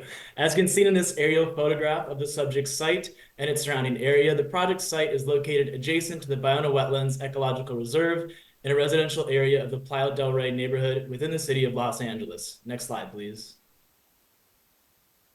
The project site is within the dual permit jurisdiction area of the city of Los Angeles, which requires a CDP from the city and a second or dual CDP from the Coastal Commission. The city has already approved a CDP for this project, which was previously before the Commission on Appeal in November 2023, in which the Commission found no substantial issue. The subject application before us today constitutes the required dual CDP application for the proposed project. As can be seen on this slide, the site is currently developed with a 3-story single-family residence on a 2,700 square foot lot. The surrounding neighborhood is zoned for medium residential development and is developed with a mix of single-family and multi-family residences ranging from 2 to 4 stories in height. Next slide, please. The project includes the remodel and addition to an existing 2,196 square foot, approximately 32 foot high, 3-story single-family residence, including a 959 square foot partial 4th floor addition that would increase the height of the structure by 5 feet from 32 to 37 feet, a new 367 square foot rooftop deck, the conversion of 733 square feet of the existing 1st floor into a new ADU, and after the fact approval for the replacement of a backyard deck. The remodel would result in a 37 foot high, 4-story, 3,155 square foot single family residence with an attached 733 square foot ADU. The project would retain the 2 existing on-site parking spaces. Next slide, please. The previous appeal filed for this project focused on parking, non-conforming side yards, neighborhood character, hazards, and unpermitted development. The Commission found that the grounds on which the appeal was filed raised no substantial issue. The appeal raised concerns regarding the encroachment of the subject property's backyard deck onto the adjacent property that is owned by the California Department of Fish and Wildlife. However, the city addressed this issue in its approval through a requirement of a condition that the project remove all unpermitted work. Next slide, please. During review of the subject property CP application, staff learned that the backyard deck was rebuilt without a permit extending the deck an additional 5.5 feet in 2020 onto the reserve. Since then, in response to an enforcement action by the city, the applicant removed the 5.5 foot portion of the deck that extended beyond the historical footprint, which is now consistent with the current line of development along the street. However, as can be seen on this photograph of the subject site, a small strip of artificial turf and hardscape remains beyond the allowable footprint. To address this issue and in response to direction from Commission enforcement and planning staff, the applicant is now proposing to remove the remaining unpermitted encroachments, including the artificial turf and hardscape, and restore the area impacted by the encroachments. The Commission's ecologist, Dr. Jonna Engel, has determined the unpermitted extension likely did not remove any vegetation defined as environmentally sensitive habitat or ESHA. However, construction of the unpermitted work took place within a 20-foot radius of ESHA vegetation, and the Commission has previously found that a 100-foot buffer is typically necessary to ensure that new development will not adversely impact adjacent habitat.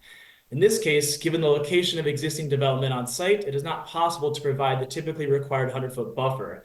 However, in order to address the temporary impacts of the unpermitted development, the applicant has agreed to Special Condition 1, which requires the applicant to restore the impacted area and, in addition, provide habitat mitigation at a 3-to-1 mitigation ratio, resulting in a mitigation area of 495 square feet in order to fully resolve the violation at issue. The mitigation plan would remove the remaining encroachments and restore both the impacted area and the adjacent slope, which is currently overgrown with non-native ornamental vegetation. Staff would like to note an addendum was posted to respond to correspondence received from the neighboring property owner related to the unpermitted deck extension, which is primarily addressed in the staff report. The correspondence also asserted that the subject deck is encroaching 1 foot onto the neighbor's property. However, the submitted project plans include a property boundary survey that does not show any encroachments onto the neighbor's property. Next slide, please. In closing, staff believes the proposed project, as conditioned, is consistent with Chapter 3 policies of the Coastal Act and recommends that the Commission approve this application with 6 special conditions. The motion resolution can be found on page 4 of the staff report. Staff would also like to note that the applicants are in agreement with the staff recommendation and all conditions of the permit. This concludes the staff presentation, and staff is available for questions. Thank you. Thanks very much, Mr. Palm. All right, any ex partes? Public comment? Yes, we have 2 and 2 available. Nick Mars identified as the applicant's representative and Beverly King. All right, Mr. Mars, how much time do you need?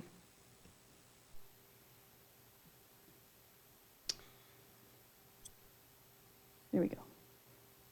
Hello. I just have a quick statement to read, so 2 minutes or less should be Okay, sufficient. thank you very much. Appreciate that. Yeah. All right. Well, good afternoon, members of the Coastal Commission. I am Nick Mars, the applicant's representative and engineer. On behalf of the owners, we agree with the recommendation in the staff report to approve the coastal development permit with conditions. Also, we agree with the staff responses to opposing comments received after the publication of the staff report, which indicate that the project would still conform with the Chapter 3 policies of the Coastal Act, or in other words, no substantial issue would be raised. One of the special conditions for the CDP includes a mitigation plan to plant native plants at the adjacent Bologna wetlands. We were happy to have the Friends of the Bologna wetlands support for approving this permit, since they have significant experience working on the Bologna wetlands and with the Coastal Commission, and they will be assisting us with complying with the mitigation plan special condition. All aspects of this project are consistent with the character of the neighborhood and are designed to comply with all requirements in the local building code, zoning, and coastal act as required to obtain the permit. Lastly, we're happy to have received the approval from the Coastal Commission for this project in a previous appeal hearing, and we hope that the Coastal Commission will again approve our project today. In summary, we agree with the recommendations in the staff report to approve the coastal development permit with conditions, and that the project conforms with Chapter 3 policies of the Coastal Act. And we strongly urge the commissioners to vote yes accordingly. The applicant, John Campbell, and Scott from the Friends of Bologna Wetlands are also available to speak at this hearing if needed. Thank you so much. Thank you, appreciate it. Next speaker, please. Beverly King. Beverly's in as a panelist. You should be able to unmute and start your video, Beverly. Yes, I do. I do not have a video. I sent in photos and. We didn't receive any visual aids, unfortunately. Okay. The only thing I want to bring up at this time is the fact that the deck is protruding beyond the property line and encroaching into the wetlands airspace by about the same footage, 2.5 feet, whatever it is. Mr. Brophy, who is the land manager of the wetlands, on inspection of the property, noticed that there was air conditioning units and a storage facility underneath the current deck.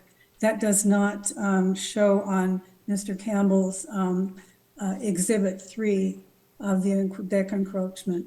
And we would like that to be removed back to the original property line, which is required by the special commissions for this project. I believe the project needs to be reviewed further from permitting until this total encroachment is removed from the wetlands. Mr. Brophy, land manager, indicated he is available for questions if in attendance. I thank the commissioners for their time. I thank them for the allowing the encroachment and the mitigation plan deed restrictions to be implemented. I applaud them for that. I thank you very much for your time. All right, thanks, Ms. King. One of the folks that the applicant Nick Mars mentioned, Scott Culbertson, has their hand raised. They're in as a panelist, so Scott, if you wanted to speak. Thank you. Good afternoon, commissioners. I'll be very brief. I'm Scott Culbertson, Executive Director of the Friends of Bologna Wetlands. I'm here to speak in support of the staff recommendation on this item, specifically the special conditions to remove the encroachment in the back dune scrub mitigation plan. We've met with the property owner viewed the site and have offered our assistance with mitigation. Our organization is very familiar with this area, having restored the dune many years ago, and we continue to do restoration and maintenance in this area with the area immediately adjacent to the proposed mitigation site.